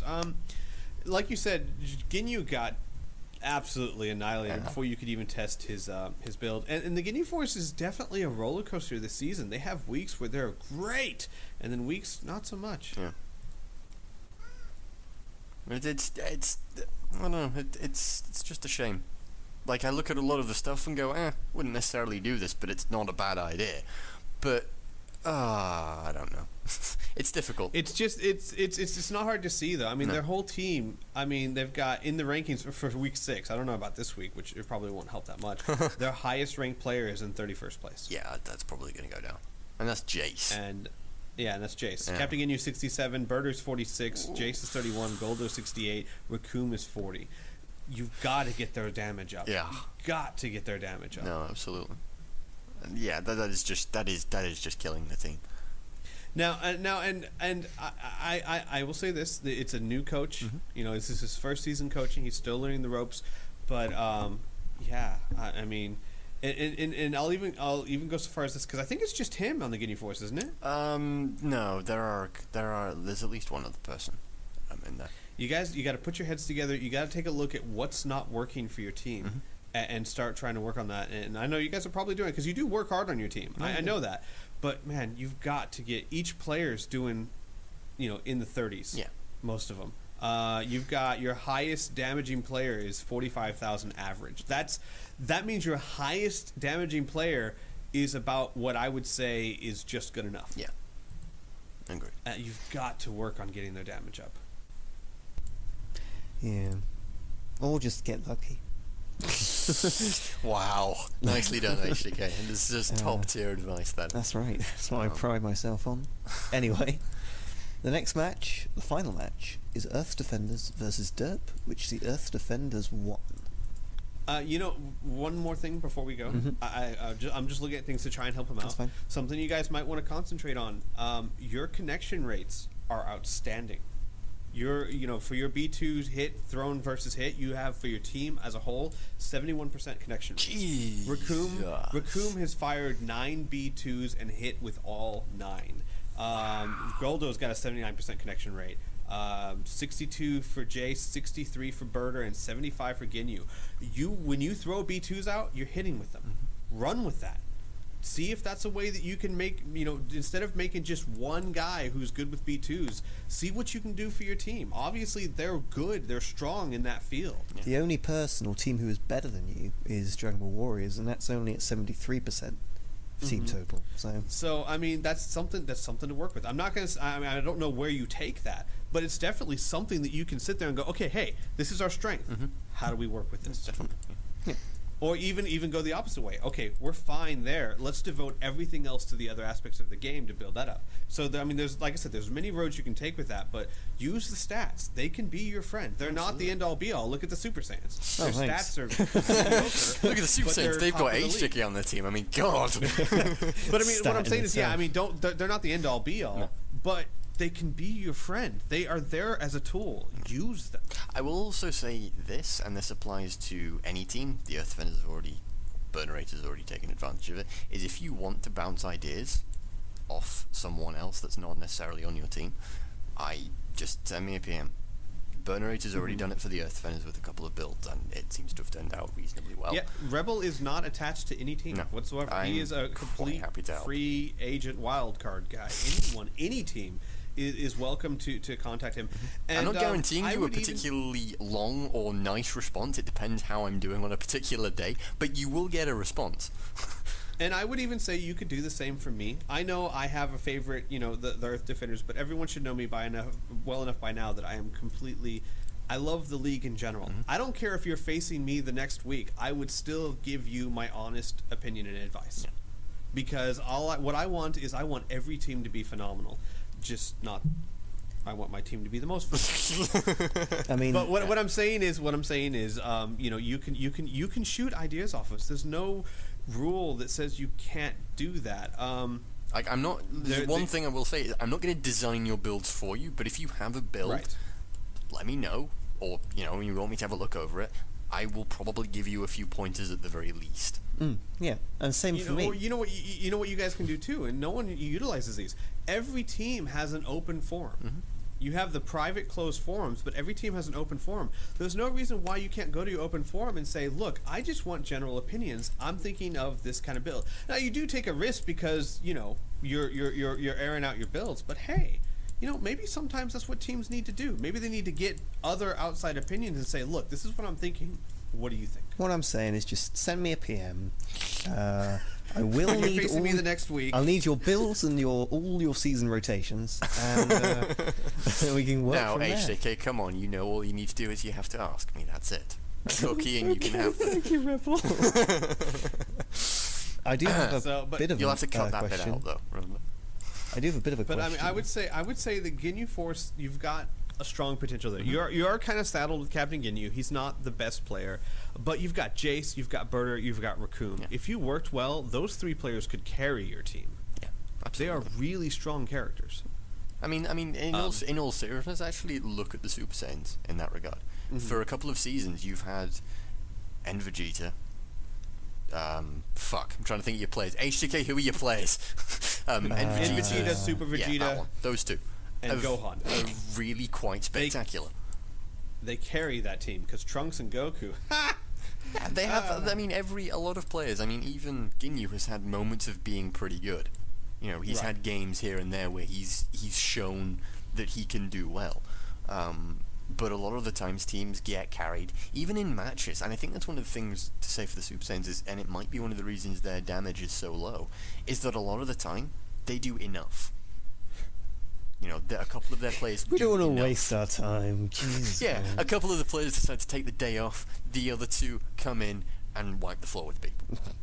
Well, yeah, you know, we lead busy lives.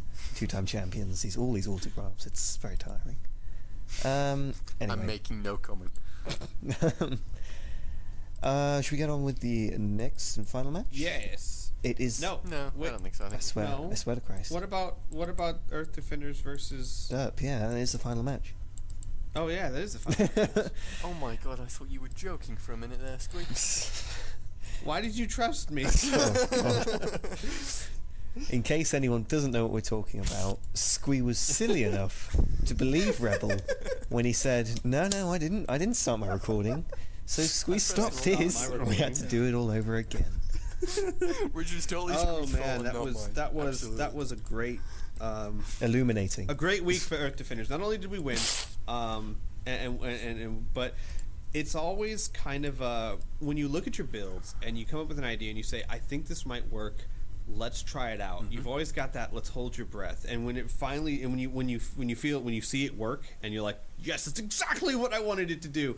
It's a good feeling. Yeah. And I would say, okay, so let me explain something, and then I want to explain something to other teams as well that might help you. Our idea, we've had Krillin as our starter since day one. If he hasn't been rotated out, he's been starting the Earth Defenders, period. So the idea of Savior on Krillin was never even entertained because he was our starter. And we thought about it long and hard, and we said, you know what? Every time Krillin's gone into max power mode, he's either A, thrown out a Destructo Disc, which is a decent ultimate. It's hard to dodge.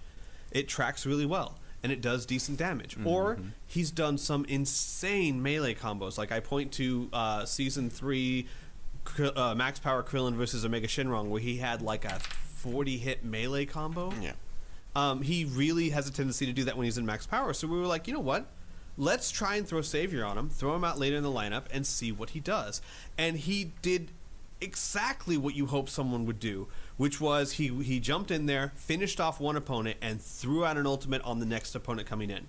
Did it work? No. But this is one thing I want to show you guys, is that what you want to look for when you're testing something is, did the concept work?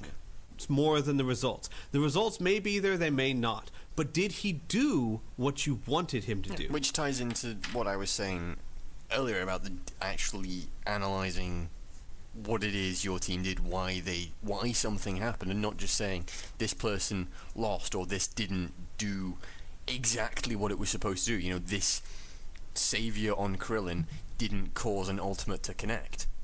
Didn't cause an ultimate connect, but it caused the player to do pretty much exactly what you wanted him to do, with the exception of that connection. Another good example with the same team is the mid Goku. We actually struggled a lot after that week. We tried out a build where we gave him Kabuto-Kai's Secret Art in hopes that he would come out, because he's got the advantage of having six blast stocks. So theoretically, he could come out with Savior, throw out an ultimate or a B2, charge back up to max power, throw out another B2 or ultimate, charge up to max power again, and throw it again. Now, he did exactly what we wanted to and missed with all three. But he did exactly what you wanted him to, and he's not going to miss with all three every week. At least you hope So not. you got to look. Yeah, I know, right? You got to look at that and you got to say, okay, the concept, the theory was sound. It worked. The results may not have been there this week, but hey, people move, people dodge. What you need to look for is what you can control. You can't control if a B2 is going to hit.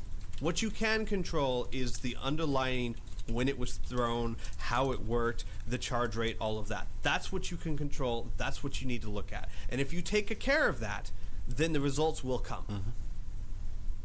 Absolutely. That's it. I'm off my soapbox. It's cool as well, especially that you tried it out in this match. I really like that. Like, the fact is, you put Krillin up against Dodoria, it's another one of those... I mean, Dodoria is actually one of the exceptions in terms of, like, characters that can use melee quite well, in terms of the fact that he has a slow attack. In the past, for melee, certainly really good at last hitting season, with it, yeah. his melee was really good. But the slow attack didn't really hinder that. And I don't quite know why that was. I haven't been able to figure out why. He's a mystery. Yeah, I'm His confused. feminine charms. An enigma. It might just be one of those things that, you know, usually it was against people that were just vulnerable to melee, or Krillin. It's like, 'cause I just remember, like, Krillin going against and it just didn't work. And I think that was a really good thing for you guys, and it was probably the best time for you guys to try it out. But yeah, I think the Earth Defenders are in a good place at the minute. They've got a lot of potential going into the rest of the season. But Derp, on the other hand, We talk about West Kai and how tight that is, but South Kai is very tight as well. South guys, Yeah, one game between everybody. either 4-3 or 3-4. So Yeah. there's plenty of scope Yeah. there. But yeah, on to Derp. Second worst team in the league at the moment. Yes. 2-5. Yes. They are going to have a lot of trouble in East Sky if they don't sort stuff out quick, I'm afraid. Yeah, they're going to have to sort things out very, very quickly in order to get things into a position where they're going to be able to even challenge for a playoff spot at this rate. And the weird thing is that, I mean, you finally got Herc doing well. Yeah. Your worst, probably one of the worst base characters in the league, is doing good. Yeah. Not fantastic, but he's doing good. Yeah, he's So holding you've his own. got him. Yeah, you got him. Just get the rest of your team up, and you're great. Yeah. But yeah, Here's the thing. You're still running Supreme Kai with Style of the Strong. Yeah. Which in and of itself is a cool concept. But we've said this before. When you run someone with Style of the Strong, you need to be certain that they are going to throw out ultimates. And simply putting TNAI on them is not going to work. It says, ultimate focus and bloody blah. Ignore that. Ignore that. Unless you're trying it as a completely new AI, ignore it. Focus on what's happened in the past. This game, I think he tried to throw out an ultimate, and it missed, I think. yeah. I think he tried out one. Yeah. But one is not enough to justify 4 points of Style of the Strong. I'm sorry, that entire build is focused around 5 points. Savior and Style of the Strong, which is come out, do an ultimate. That is not winning you games. That will not win you games. Not unless your character then charges back up to max power and throws out another one. Then, and only then, they've paid for themselves. And they have paid for those 5 points. Because that is probably about 40k damage. Probably more, given its Supreme If we look Kai. at the stats, Supreme Kai has a 33% hit rate with his ultimate. As of week 6. I don't think it's counted week 7 yet. No, so it's going to be even worse. Yeah, How many is I he mean, throwing it'll out? be better. He's thrown out 3, hit with 1. So it'll be 25%. Yeah, but I mean, we're talking 3 ultimates in 6 weeks. Yeah, You're 4 better off ultimates doing in it with 7 weeks, Dodoria, but, who's got 100% hit rate with this. Wow. Yeah. But even then, I mean, Style of the Strong is... There's a reason Style of the Strong isn't used very often. There are better ways of getting that kind of damage out that don't result in, well, shit, it didn't work, I guess we lose. Because what you're relying on then is the base character doing what you want them to do. That is not a cool thing to do. That will not win you games.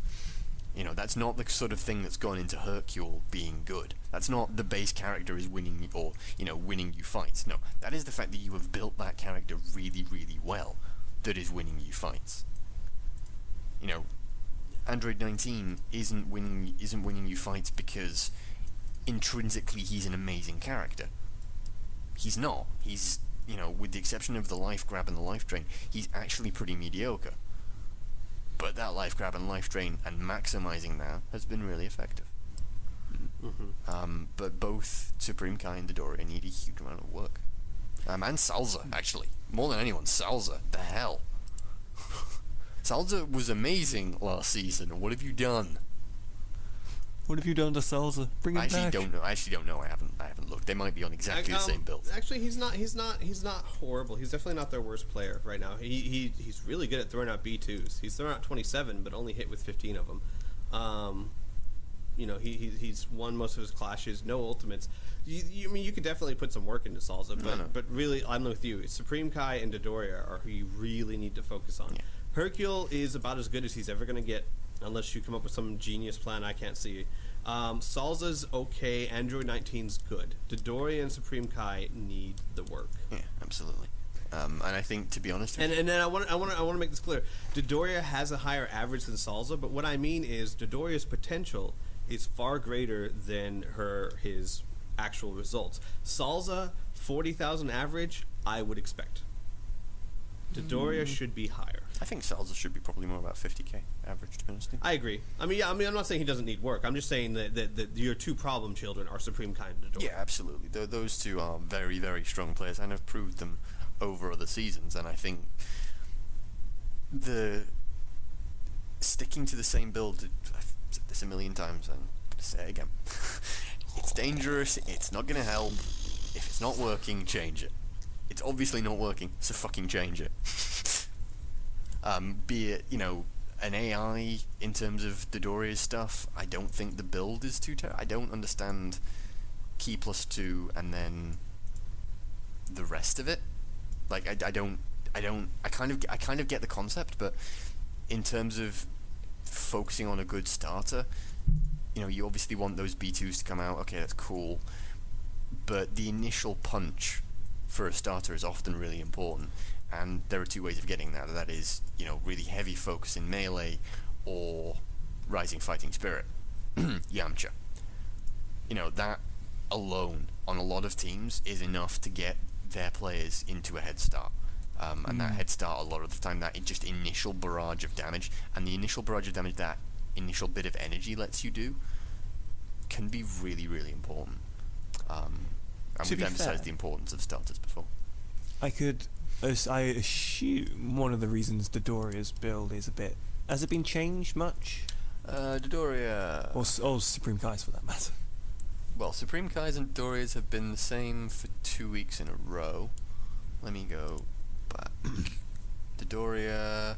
Fighting Spirit instead of Key +2 in week 5. Supreme Kai wasn't in. Supreme Kai in week 4. Savior, Fighting Spirit, Indignation, Style of the Strong, Dodoria. So roughly the same. Okay, for the last 4 weeks, their builds make that 5, 6. Okay, that's I'm getting the message here. 7. For the entire season, your builds on those people have been the same. Now is the time, if you have been backing away from this a bit because it's still early. Now is the time to start experimenting. This is with a lot of teams as well. Well, we're about halfway through. It's not early exactly. anymore. Yeah, now is the time to start experimenting because you're going to get left behind otherwise. Yeah, we've already seen that starting. There's pretty much almost no chance currently of Derp making second. Not at this rate. No. Same with actually Boo, Cold, and those lot. I think Boo have a chance. They're only 1 behind the Gohan. Oh, that's true. They're certainly not in a position where the team is bad. It's just how bad North Kai was. They're not doing hugely. Their results haven't been favourable. I don't think that's a cause of the team. I think Derp catching up to androids and blades, or androids and Namek, that is really unlikely right now. You've got to. This is the time to start experimenting because otherwise you have nothing to lose by it. Because I wouldn't want to risk doing the same thing and then just losing repeatedly. Yeah. Or doing something different and still losing repeatedly because at least you learn something about the team. Yeah, you get information. You get something out of it. Yeah, that's my input anyway. Agreed. I agree. I mean, personally, I think it should have been done 3 or 4 weeks ago. But if you think that you're not doing amazingly well and your players aren't doing particularly well when you're at week 3 or 4.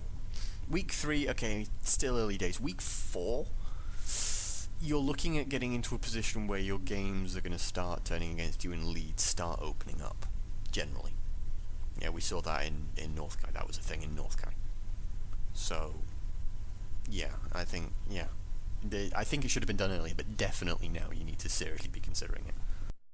Okay, and without further ado, it is time to introduce the newest member of the Zcast. You may have spotted his post a couple of weeks ago on the forum, and I am pleased to say that Ronald the King will be joining in the Zcast for the foreseeable future, providing you guys with his own segments that are designed to inform and entertain your awaiting earlobes. So I shall pass over to him as he discusses the top 5 wins and derps this week, as well as his most notable match. Take it away, Ronald. Thanks for including me, guys. My name is Ronald the King, and I am the Chief Top 5 and Interview Compiler for the Zcast. Also the only one.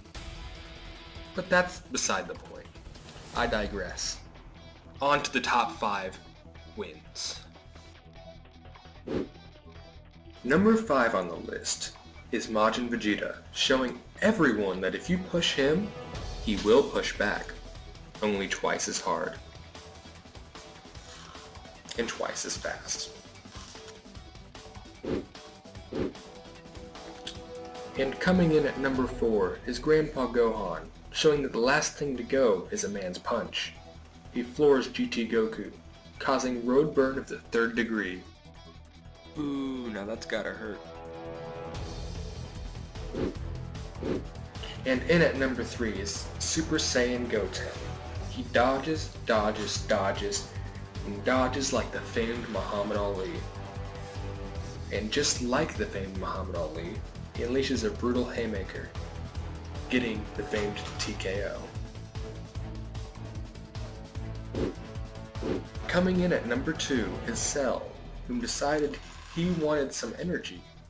After taking what he wanted, he decided, hey, I enjoyed that. I think I'll do that again, leaving Bojack as all but a shriveled up corpse. Well, isn't that nice?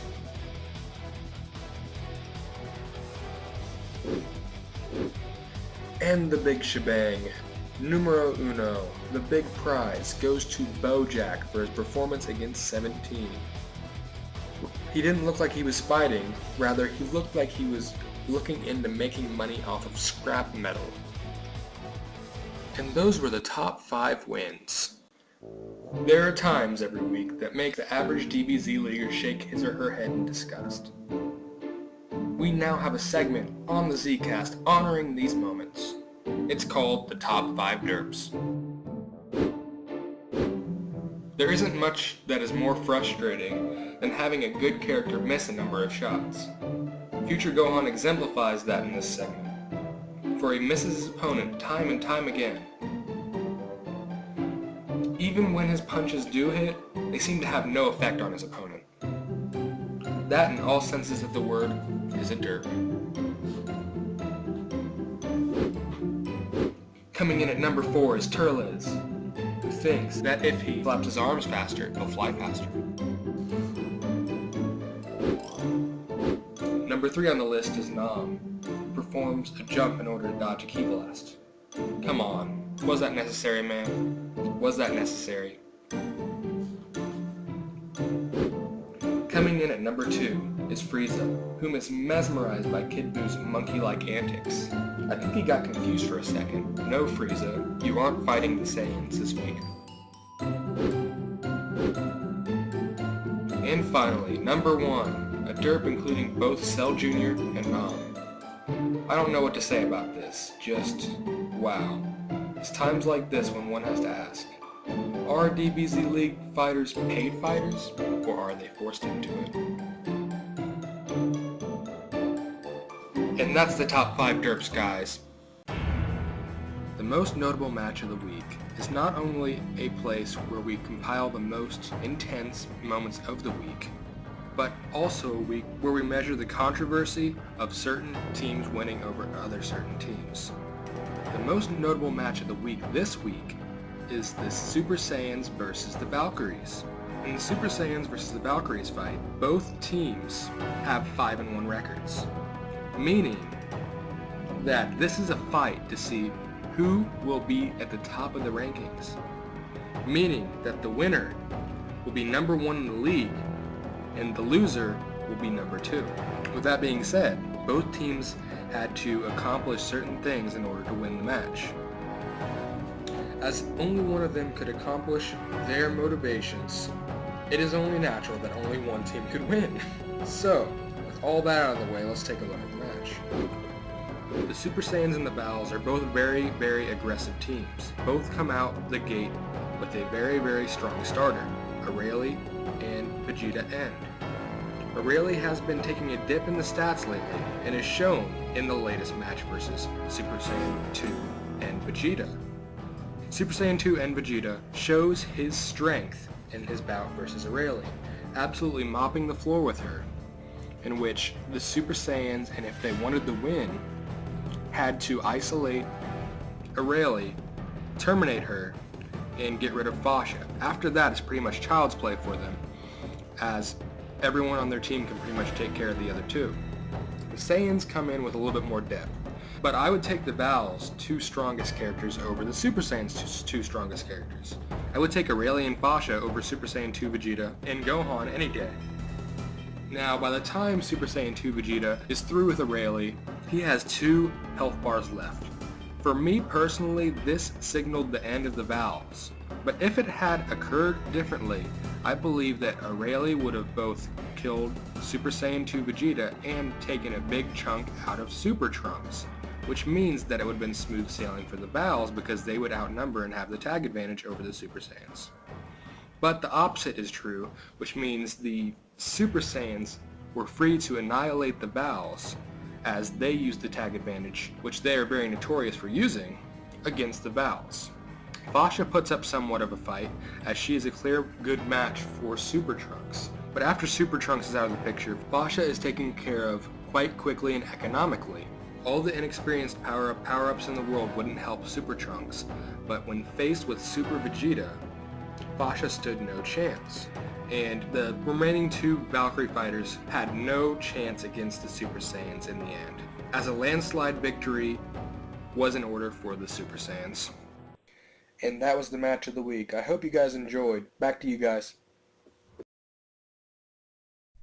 Okay then, so for the divisional rankings, we've got in North Kai, Super Saiyans at 6 and 1, Gohan's at 3 and 4, Boo at 2 and 5, and Cold at 1 and 6. Still kind of a bit weak for a North Kai, but you know, could be worse. Super Saiyans could be 1 and 6. I love that idea. I'm just picturing that in my head now. It makes me beautiful. smile. Yeah. What? Well, I was being sarcastic. You sons of bitches. And I'm being hopeful. East Kai, we have Namek and Blades tied at 5 and 2, Androids in 3rd at 3 and 4, and Derp in 4th place at 2 and 5. Very tight at the top with 2 of the most powerful teams in the league right now competing. I wouldn't want to be in that division. I know, I'll say right? that. West Kai, even more close. Dragon Ball Warriors, Muscle and Valkyries all tied at 4 and 3, with Saiyans only 1 match behind at 3 and 4. And then South Kai, we got Margin and Rugrats at 4 and 3, while we got Earth Defenders and Ginyu tied at 3 and 4. Which Both puts very East close. Kai and I believe West Kai as the best divisions right now.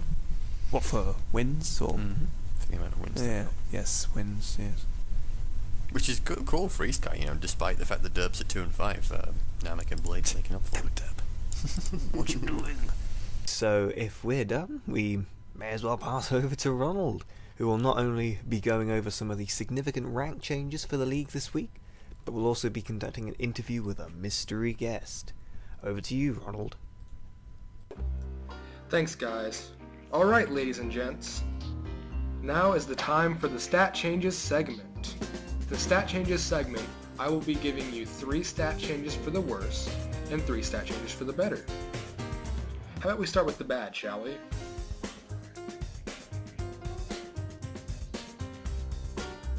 Alright, so for the first stat change for the worse is Broly, who took an 8-spot drop last week while facing the androids. The next negative stat change is King Piccolo for the Nameks. He took a 21-spot drop last week. Ouch, that's gotta hurt. And the final stat change of the week is Aurelia for the Valkyries, who took a 6-spot drop last week, placing her even farther out of the top 10 range. What has happened to Aurelia this year, guys? Aurelia is the first to go out, so she always has the chance to inflict damage. Why is she not top 10 material this year? Anybody have any thoughts on the matter? Okay, so now that we've got the bad stat changes out of the way, let's look at the good side now. The first good stat change is by Kid Buu, who took a 24-point positive increase to his rankings. A beautiful increase in the rankings right there. And the second stat change for the better is Goten, who took a 10-point increase but made it into the top 10. Congratulations, Goten of the Rugrats. You made it into the top 10 on the DBZ League rankings board. And finally, the coup de grace. The best stat change of the week is by Trunks of the Blades, who made a 28 rank rise last week. Good job, Trunks. Wow. Trunks is now considered an above average character. Good job, Trunks. And those were the rank changes of the week. Okay, so by far my favorite thing to do on the Zcast is the coach's interview segment. Today I have an interview with the assistant coach of the Rugrats named Cryan. Enjoy, guys. So hey, Cryan. Thanks for stopping by today. How you doing? I'm doing good, Ronald. How are you? Well, I'm doing pretty well. That was a snazzy victory you snagged over the DB DBZ Warriors. yes. Yeah. That was a Dragon snazzy Ball victory. Warriors, actually. It was You isolated. fantastic. You isolated Nam. You isolated Grandpa Gohan. You isolated everyone else on the Dragon Ball Warriors. Why do you think that happened, and why do you think you did that? You were coming in without Trunks or Gotenks, and you were coming in with a 3-3 record in comparison to their 4-2 record. Well, I gotta say, I was biting nails. You were biting nails. Yep, I was biting nails, arms off. But how did we do that? Lots of supers, lots of pinpoint Kamehamehas. I honestly think it was a bit of their derp with those AIs just standing there I when think they were just charging it. it's something you always do, but I think the Clash advantage really helped you out as well. Occasionally, but honestly, when we needed those supers to hit like full powered Kamehameha. Oh yeah, with Goten. Yeah, I think Goten took a pretty large. He took a big jump in the ratings this year. This week. I'd be surprised. I actually want to see the statistics up in the rankings. Well, watch the Zcast and you'll see him. Oh, I should. Love the Zcast. So, what are we going to see from Gotenks in the possible next weeks? What kind of things are you going to try? We're gonna try tank, charge, and maybe supers. Iffy on the charging, maybe on the tank, but definitely supers. So the tank, will you be adding Dende's healing, or possibly Eternal Life, or is that allowed? It'll be probably Eternal Life with either attack Potara or Dende's healing with a defense Potara, and we'll just add some other Potaras like Master Strike or Indignation or even Launcher support. That sounds kind of like a melee build, because I guess defense and melee goes hand in hand. It does indeed, especially when he gets down to those last bars and his combos are just amazing. How do you feel about Halo and trying a second time on Gotenks? I'm going to test that theory next time because that was horrible. So you aren't, or you are? I think I'm going to try to petition to test it again, but if we don't end up testing it and stick to stuff that's been working, I really don't care. Right. Because that was disappointing. Yeah. I don't know. I think I remember you guys putting charge Potaros on along with that. Do you really need charge Potaros when you have Halo on? Or I might be remembering this completely wrong. Am I? Honestly, you can either do Halo with the Super Potaros and have maximum damage, like 20%, or have at least more than 7,000 damage a shot. Or you can go charge Potaros and he can just keep whipping them out is what I was just thinking. Oh. Just big tree cannon. Big tree cannon everywhere. Well, you can't go wrong with that. No. What's your favorite form of Gotenks? My favorite form.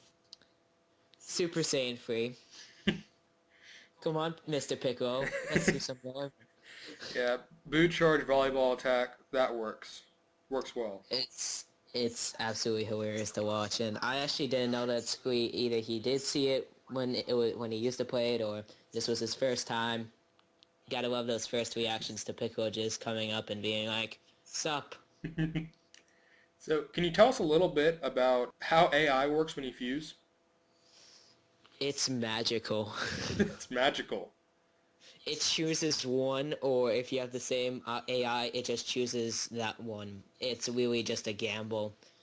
And honestly, whatever we've been doing, it works. Either Broly AI and TNAI is what we've been using. I think maybe we can try Vegeta AI or something, or Cell AI. Is this really the Whatever time to be he does. testing AIs this deep into the season, though? Or do We you like to can take that gamble? Not test AIs. Never. I really took in that one last Zcast I've watched to heart is always keep testing. Right. Test every possible scenario, and you'll hit something. Right. How do you feel about Trunks AI on Gotenks? Trunks AI on Trunks? Maybe. Trunks AI on Goten? No. Gotenks. Well, Gotenks? For a 100% chance to get Trunks AI on Gotenks, we would need Goten and Trunks to have it, and I think Goten wouldn't do well with it, or he would just become the head train again. It's a 50-50 shot, and Goten has a couple of rush moves, but I don't know. I've seen Trunks in action. He's great with those characters that rely on rushes, like Videl. I would guess it was good with, and if it's not, that's surprising to me. So why not send out Trunks first? Why always send out Goten first? Because we always put Savior on Goten, and he always has that chance with TNAI to pull out that super and hit with it. Or he'll always just either throw out one super and then he'll just get beaten a bit till he fuses. And how do you feel about how Cell Jr. isolated Nam last week? Do you feel like he did a good job? Was that what you expected? Did he do better or worse than you expected? I personally always expected the worst, and now I'm taking down two characters and we coming back. That seems to be a constant thing with our team, is we always end up having that last stand, and it's coming down to that itty-bitty last bar. Right. But I did not expect Nam to go down as soon as the second character got out. I was just I took a double take. Were you surprised by the Super Saiyan victory this week? Yes and no, kind of. Yes, I was surprised because I really expected the Vals to bloody the Super Saiyan's nose more, which they did in the matches that never happened. Right.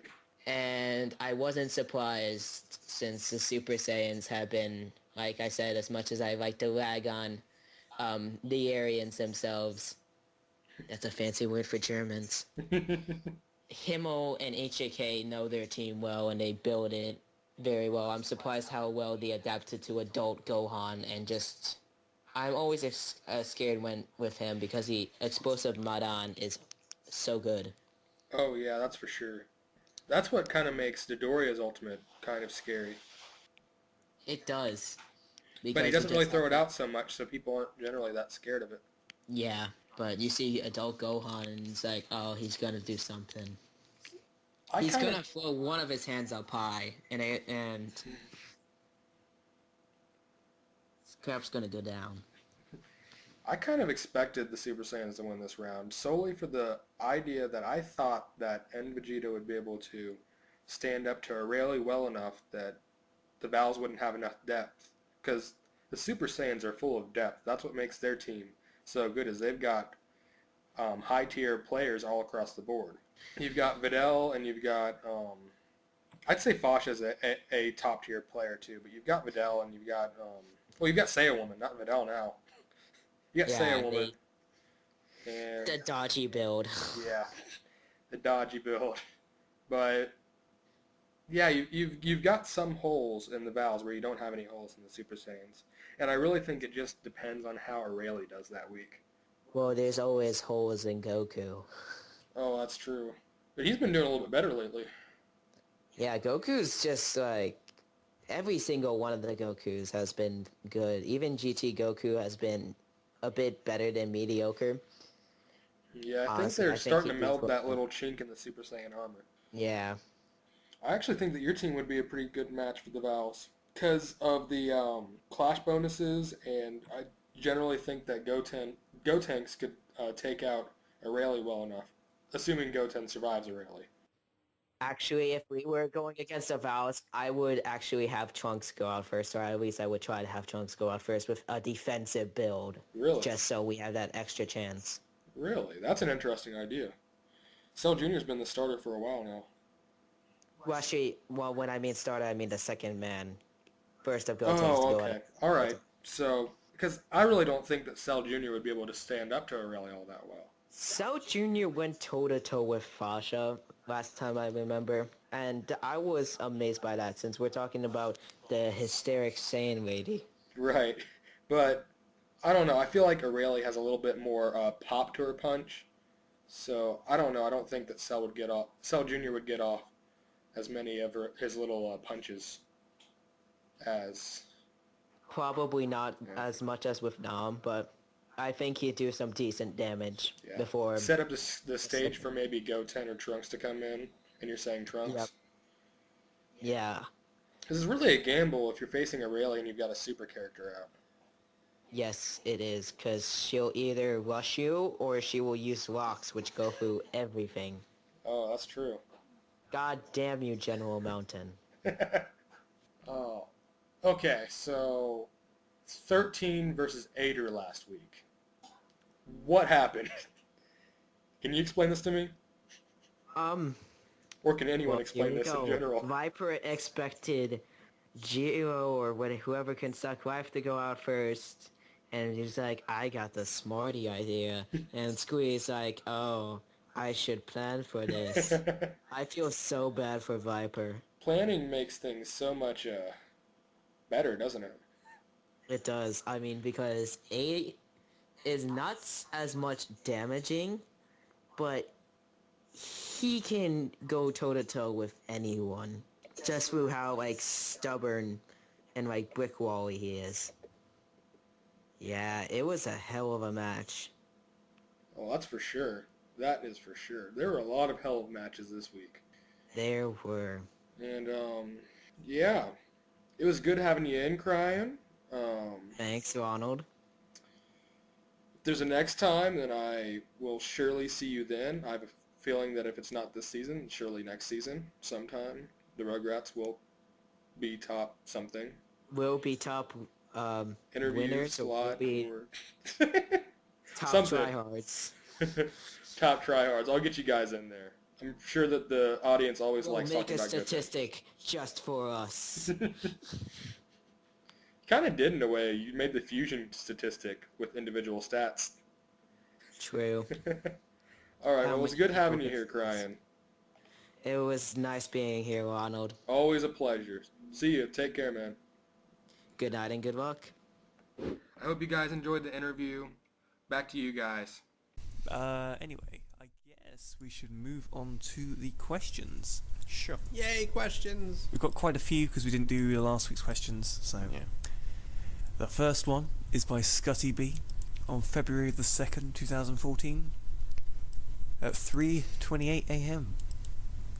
It's quite early, Jesus. Do you think that you would consider upping the point limit allowed for builds in the future, or do you consider 7 to be the sweet spot in keeping things balanced while still remaining creative? No and yes.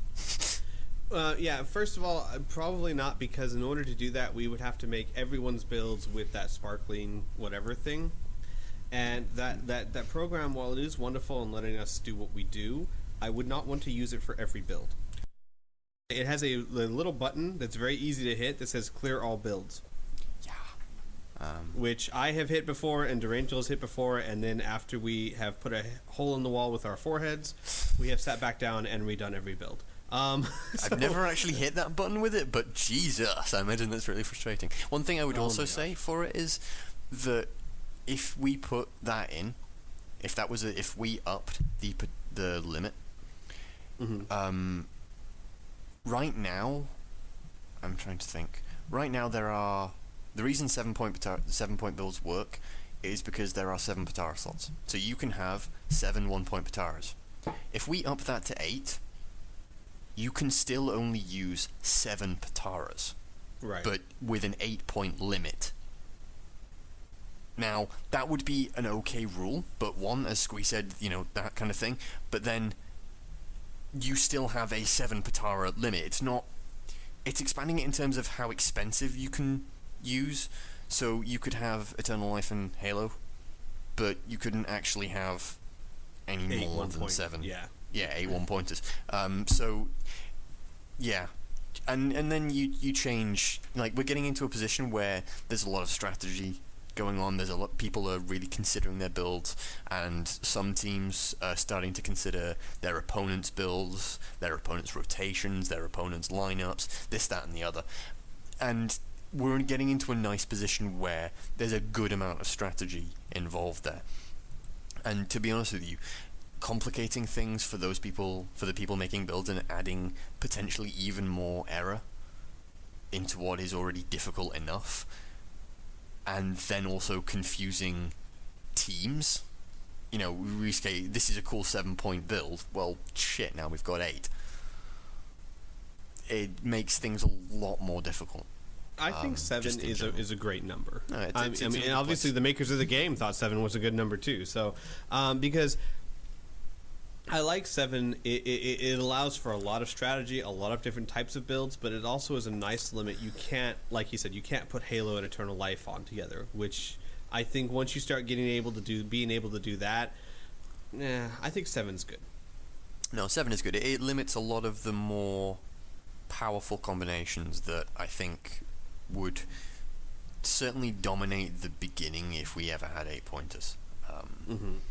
And I think it would also sort of almost reset the counter, and put a lot of teams who've put an awful lot of work into their builds and into their characters, and it would sort of nullify, not completely, certainly not as much as going from 5 to 7 was, but it would nullify a lot of that work, and it would take away a lot of the strategy initially, because you're not only trying to figure out what your opponents are going to do, but you're trying to figure out what your opponents are going to do with no knowledge of how it works.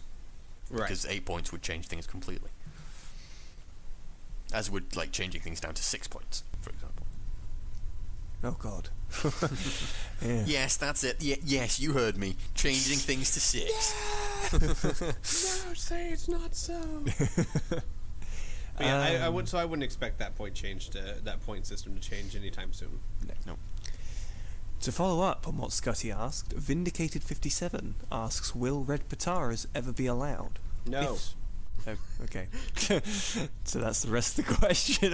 because that was anyone in the league would just use red Potaras. Those are way too overpowered. They're only 1 point, so yeah. You just use 7. That'll be interesting. And the matches would probably last... They'd either last like 10 seconds or 10 minutes between 2 people. Yeah, to be honest with you, I don't think it would actually be particularly interesting.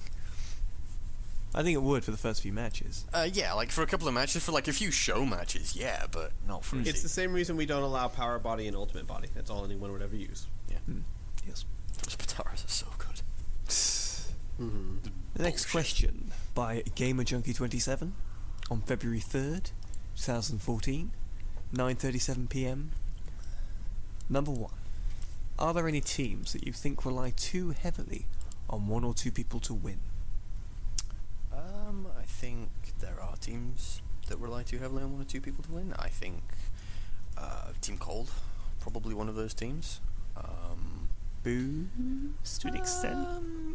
I don't think so, actually. To be honest with you, I think all of the boos are actually pretty solid. And I think don't it's know. just a case of you have breakout. Well, okay, with the exception of Oob, the boos are all solid. Yeah, we've seen weeks in the past where Margin Boo's been great. We've seen weeks in the past where Evil Boo has ripped people limb from limb and beat them to death with them. We've seen weeks in the past where who's the other one? Gohan Buu has been phenomenal, and obviously Kid Buu is a known Now- terror. Now, one thing that I should point out, because I'm not quite sure, are we talking about like teams that consistently win because of these two players, or teams, coaches, and team builders who rely only? You know what I mean? Like there's a difference in question there. Because I would say, for example, Team Muscle, pretty much Bojack and Broly have been carrying that team. But does that mean that Team Muscle is counting on that every week? Not necessarily. It's not like they're saying, well, we've got these guys, so we're fine. But so I'm kind of curious as to what they mean. I don't know, actually. I was about... I would say that, like I just said, I think Muscle, because right now Broly and Bojack have been putting that team on its shoulders. Yeah. I think if you take the question in that regard, you say Team Cold, you have Frieza and Cooler. In that regard, I think if you take it by the same token and you look at the Rugrats, you're saying Gotenks pretty much and Goku for the most part are the two characters that really solidify wins generally for them. It's usually either Goten and Trunks, Gotenks, and GT Goku. Right. So that one's always a little bit iffy to work off. I don't know. It's an interesting one. We were talking about the boos. I'm looking at average stats. Obviously, this isn't typical of week 7, but up until week 7, Evil Boo 48,000, Kid Boo 49, average damage, Margin Boo 25, Gohan Boo 29, and Oob 35. Wow, I remember Gohan Buu and Majin Buu when they were scary. Sorry. I'm just sort of reminiscing back to weeks, seasons 2 and 3, where it was. Oh, don't get me started. So I would probably say Boo in that instance. Yeah, probably in that case. The second question is, to your knowledge, do the effects of Dende Sealing and Eternal Life stack? No, you they do even not. put In them fact, it on the doesn't let same you build? use both. Yeah. I don't know if we did the sparkling thing. I haven't actually tested it to see if it worked. It would let us put them both on. I don't know if the effects would stack. Yeah, we'd have to test that. We don't know. Yeah, and even if they did, we wouldn't let you do it. Yeah, I was going to say, even if that were possible, that wouldn't be. Even if it were allowed. possible, I'm sorry, no. No. The next question, by To Be Wolf, asks, what do you feel the Ginyu Force needs in order to improve? I think we've been over this a bit previously. Yeah. I think that you need to find a way to get your... I think there's too much of a focus on defense. Right. I first of all, I would say that I think that first and foremost, I think, Goldo and Ginyu are your problem children. I think you really need to get your 3 strong players actually strong again. Figure out what broke them so that Birder, Jace, and Raccoon are doing great consistently. Then you need to start working on Ginyu and Goldo. Yeah, I think part of the problem when you look at Raccoon is people have figured out Raccoon, or his type, and figured out how that's counterable.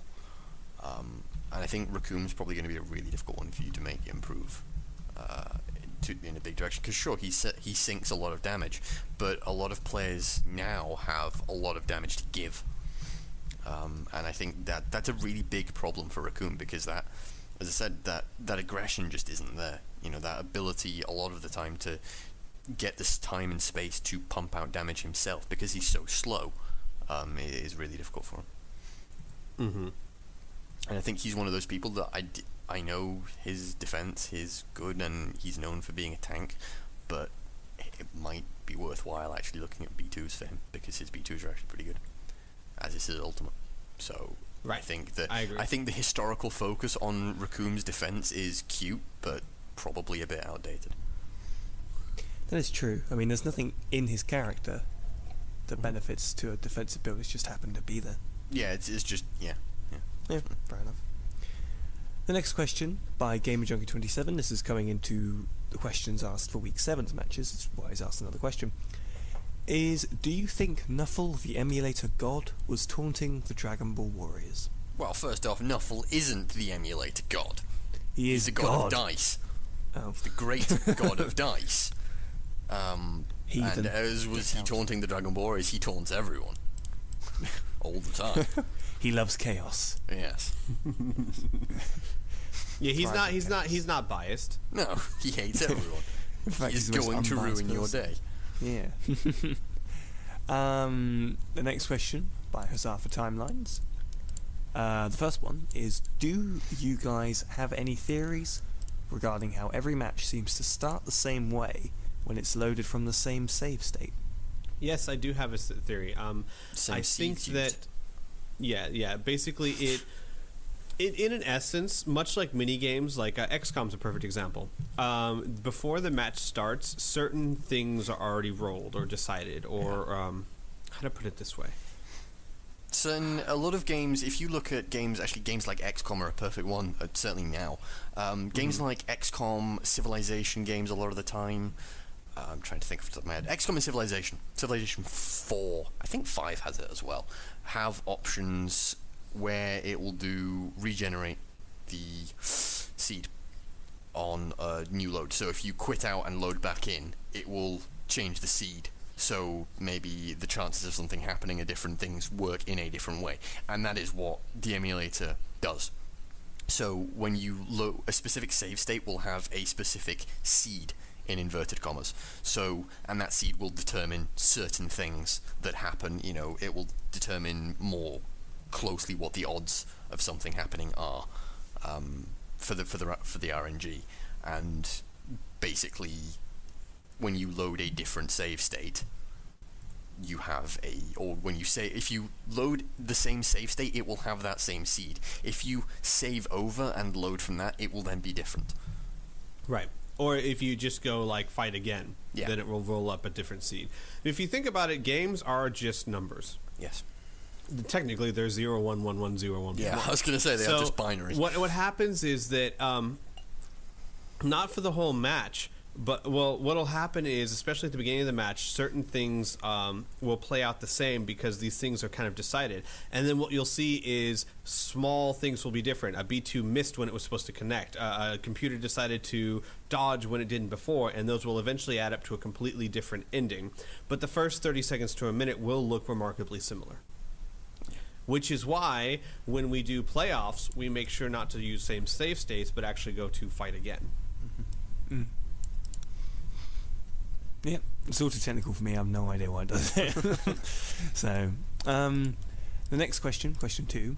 If a team performed solid every match in a season, but lost every match they fought in, would you recommend that team to overhaul their build? Yes.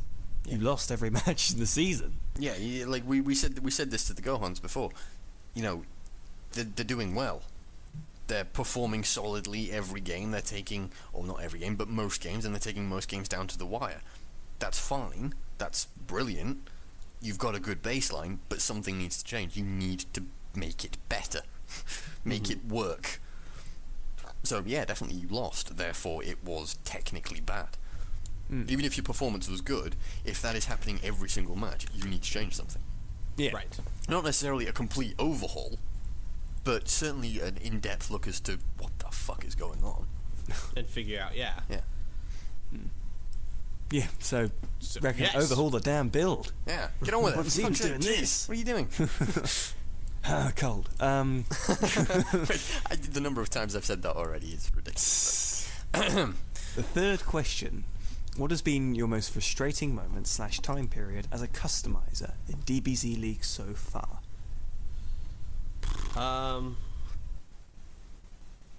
TN.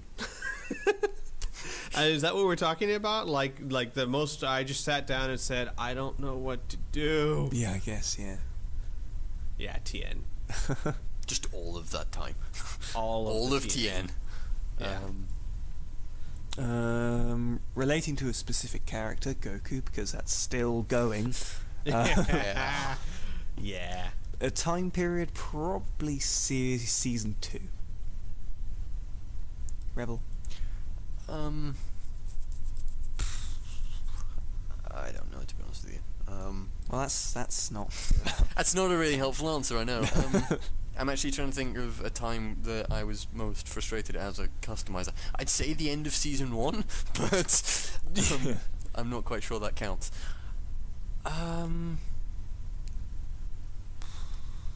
What about with Metacooler? Yeah, I don't know. When Metacooler was first a fully customizable thing, yeah, kind of frustrating. But I put that down actually to a lack of experience more than anything.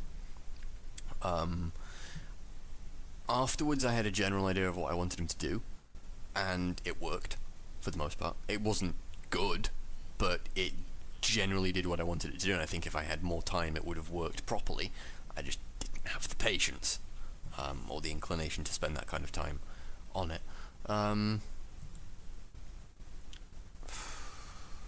don't know. Like, Being the coach of Team Cold was just so easy, to be honest. It was well, a it breeze. obviously wasn't, but to be honest with you, the time I find customization frustrating is when I have no more ideas left to try. Right? Which has never happened. Right. I mean, I have to say that, I mean, there's never been a time where I pulled my hair out, because to me, it's always exciting, because there's always something else I can do. Yeah. Like, it's frustrating. You know, you do a build and you think, right, I've said this with Metacooler, I've said this with Cooler before, fucking hell. Like, right, this is the problem, I have now nailed this is, oh, for fuck's sake. You know, there have been those moments, and that's frustrating, yes, but, you know, you have to take a step back after that and say, okay, right, that didn't work, fine. Nothing else has worked so far, so fine, whatever. It was probably going to happen, that's fine. Sit down, think about it, work through the problem, and deal with it. There have been frustrating times. I don't think I could ever rank them as the most frustrating, you know, or the most, you know, the most frustrating time period or the most frustrating character or anything like that.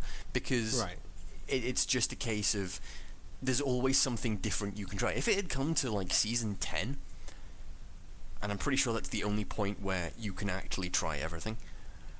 If it had come to Season 10 and Metacooler was, like, I just hadn't figured out anything at all, then, yeah, probably Season 10 would have been the frustrating point. But if you still got something left to try, being frustrated is actually completely useless to you. Like, utterly, just for anything. You know, I am at university doing an awful lot of coding, and it is aggravating. I've basically just taken a week break. I have coursework that needs to be in on, like, the 28th of January, and there is something that doesn't work, and I don't understand why. One of my friends has been doing coding for, like, 2 years before me, and he looked at it and went, this should work. Like, he spent, like, an hour long looking at it going, this should work, I don't get it, this should work. So I said, right, fine, taking a week break from it, and I'll come back to it. I've got half term coming up, so I'm going to come back to it over then. And you just have to take a step back from customizing and whatever else it is you're doing, because getting frustrated is actually completely useless to you. It's not going to benefit you in any way, shape, or form. In fact, it's probably going to make things worse. So, if ever I found that I was getting frustrated with customizing someone, I'd just put it down and go away. Because it was no longer, especially with Dragon Ball Z League, if I was getting frustrated, it's no longer fun. Therefore, I'm not going to do it. Therefore, I'm going to go and do something else. So that frustration goes away, and I come back to it later with, I'll have an idea at 2 o'clock in the morning and go, oh, gotta try this. Oh no, doesn't work. Shit. But I don't think there's been a point that's been the most frustrating, to be honest. I can just imagine you just asleep. It's all perfect. I know I have. I've woken up at like 2 or 3 o'clock in the morning from like I think I had a piece of coursework. Oh no, that was it. I had it was a piece of coursework. I had like a month or two ago. And I woke up at 3 o'clock in the morning and just got up, switched my computer on with my foot, and sort of dragged myself over. And I was literally sort of lying, extending myself just across the end of my bed to my computer, and I was just sort of vaguely flapping at the keys, and it worked. It was like it ended up actually working. And we made Freezer.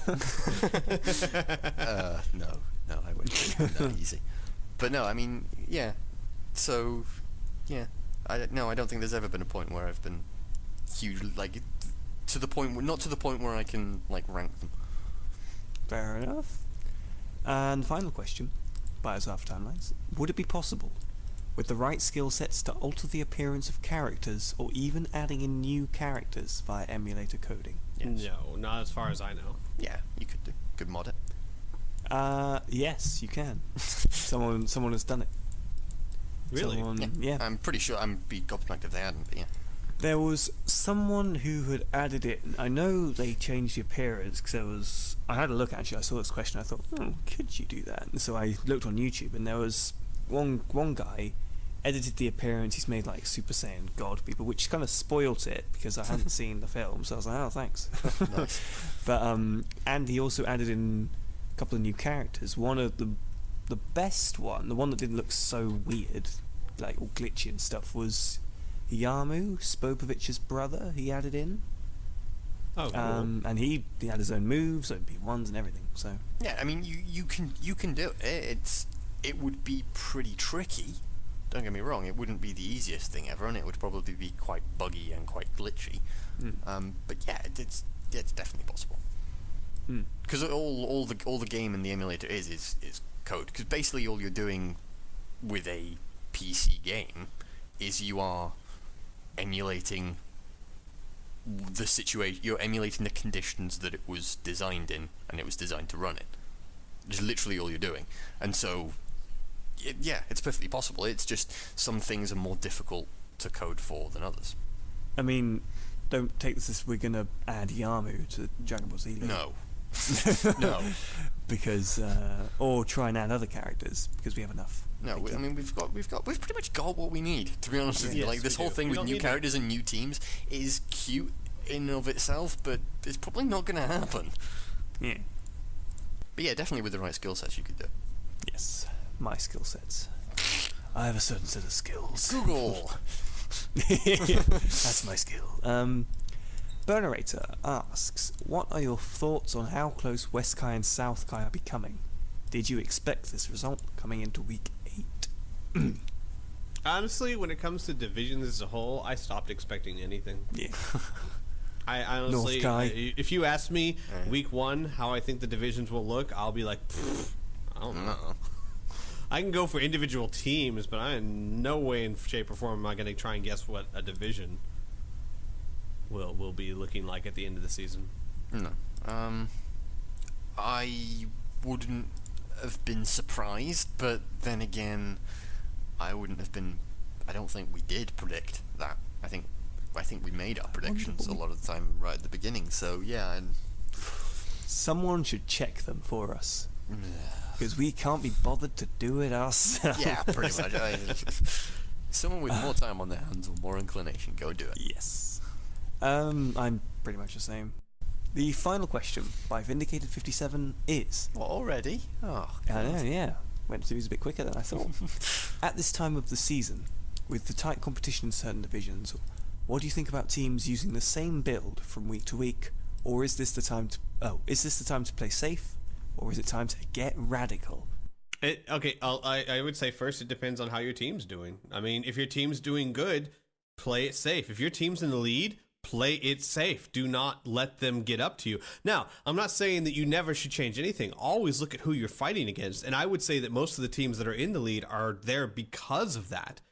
But don't start radically changing all of your builds every week if you're, at the top of your division. No, and to be honest with you, radically changing your build, unless you have a specific idea and a specific purpose behind radically changing your build, don't radically change your build. Yeah. Because, like I said, unless you have that basis, then there's no reason to, because you have no information about it. Unless you have an idea behind something for which you must have information, there's no reason to go radically changing your build. You've got to look at it in the kind of... what's it called? Like... I guess pros and cons is the word I'm looking for. If you've got nothing to lose, absolutely go radical. Right. So it doesn't matter if you lose because you're losing anyway. Go radical. If you stand to gain a lot by doing it, that's what I said. If you stand to lose a lot by doing it, then don't do it. Yeah, if you stand to lose a lead by doing it, then put consideration into what's been working, why has it been working, how can we keep it working. Yeah, exactly. So that seems like it is it for the questions. Right, so before we give our predictions, let's let Ronald give his own controversial prediction for the coming week's matches. Thanks once again, guys, for having me on. The controversial prediction segment is just that. It is a controversial prediction. Next week, I predict that the androids will defeat the Vals. I believe that the androids will be able to absorb energy from the Vals, and they'll be able to isolate Aurelie next week. I don't know who the androids are going to throw out, but they need to throw out one of their better characters, preferably a energy sucker. I think that if they could get Dr. Jerome to use False Courage, that would work just fine, and I believe that Cell would be a good match for Aurelie as well. I see it playing out like this. The Vals are going to stick with their melee game, but I believe that the androids are good enough at that, and Android 17 throws out his supers well enough that it won't matter and they will get the upper hand. The Vals will ultimately crumble after Aurelie and Fasha go down. It will be hopeless for the Vals to match up against the androids. And that's my controversial prediction, guys. Back to you, HJK. Okay, let's go on to week 8. Our little predictions now. We've got the first match. Derp versus Margins. Margins. Margins. Margins. The second match. Muscle versus Cold. Muscle. I'm going to say cold. I will say Muscle for now. I will change later, depending on who wins. The third match, Earth Defenders versus Saiyans. That's actually quite an interesting one. They'll have Scouter Vegeta. They will. And Earth Defenders will have Mid Goku back. Yes.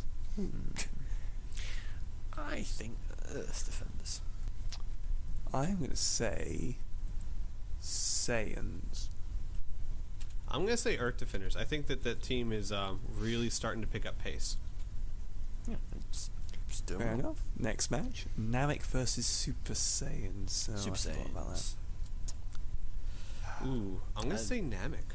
I think that's a reasonable one, but I still think Super Saiyans are the best team. I would say it really could go either way. I'm really guessing. It's going to be an awesome pulling game. straws here, as to who could actually win that. But it'll be a good match. Whoever does win will go top of the league. Dun dun dun. Anyway, I would say Super Saiyans, of course. Well, if the Nameks win, they'll be tied top with you. Yeah, alright, whatever. The next match is Blades versus Rugrats. Blades. Blades, yeah. Rugrats are doing well, but Well, Blades yeah. are doing No, but it's the phenomenally Blades. better. Ginyu Force versus Dragon Ball Warriors. DB Warriors. Dragon Ball Warriors. Now, it's funny, a season ago, that would have been really tricky Yes. to call. It would have been. Yeah. But Dragon Ball Warriors, definitely. Boo versus Gohans. Gohans. I think Gohan's too. They're a good team. I think they can take the booze. Who did they have? I think they left out Evil Boo. I will actually say Boo, Okay. because I Perfectly kind of reasonable. hope Boo will win anyway. Yeah, I don't think that's unlikely. Yeah. The final match, Valkyries versus Androids. Oh, it's going to be a Ooh, fun gosh. match. That's always a tricky match to call Yeah, I this. think Valkyries. They'll have 18 in. It's Which not will be necessarily good. a good thing. Well, no, No, she yeah, can't get life she's trained. one of the lowest ranking characters in the league right now. She can't get life trained though. Still doesn't I matter would if she can't probably do anything. say- I would probably say androids. That's going to be so hard because now I've got to fight as hard as I can for the androids, and they're my second favorite team, the Vals. So pitted against each other. No, I honestly think the androids have a good chance of No, winning. I do. I agree. But Valkyries. I'll probably say Androids in this instance. Because out of 16. And that wraps up the predictions. And so that should wrap up the Zcast as a whole. Thank you all very much for watching. Of course, week 8 will be streamed in the usual place, twitch.tv/TGN, on Sunday at 4 PM Central Time, so be sure to check that out. And the stream that you actually want to watch with the correct matches will be streamed the next day, an hour later. Hey now, and that wasn't my fault. There were people screaming. Had to wait for them to finish. Oh, were you actually an hour later? Well, I was. Yeah. Sorry, I don't know. basically- I was just taking the piss. No, yeah. Monday we were an hour late because there were other people using the channel. So Do they not know who we are? Just start shoving in there. No, they were very nice guys, so I let them finish. Let them, like, it was my power. If they weren't nice people, then by God. If they weren't, I would have pulled the plug. Anyway, that's it from us. We shall Bye, see you everyone. again. I didn't say goodbye. Bye, everyone. I hate you. Bye, everyone. Goodbye, everyone.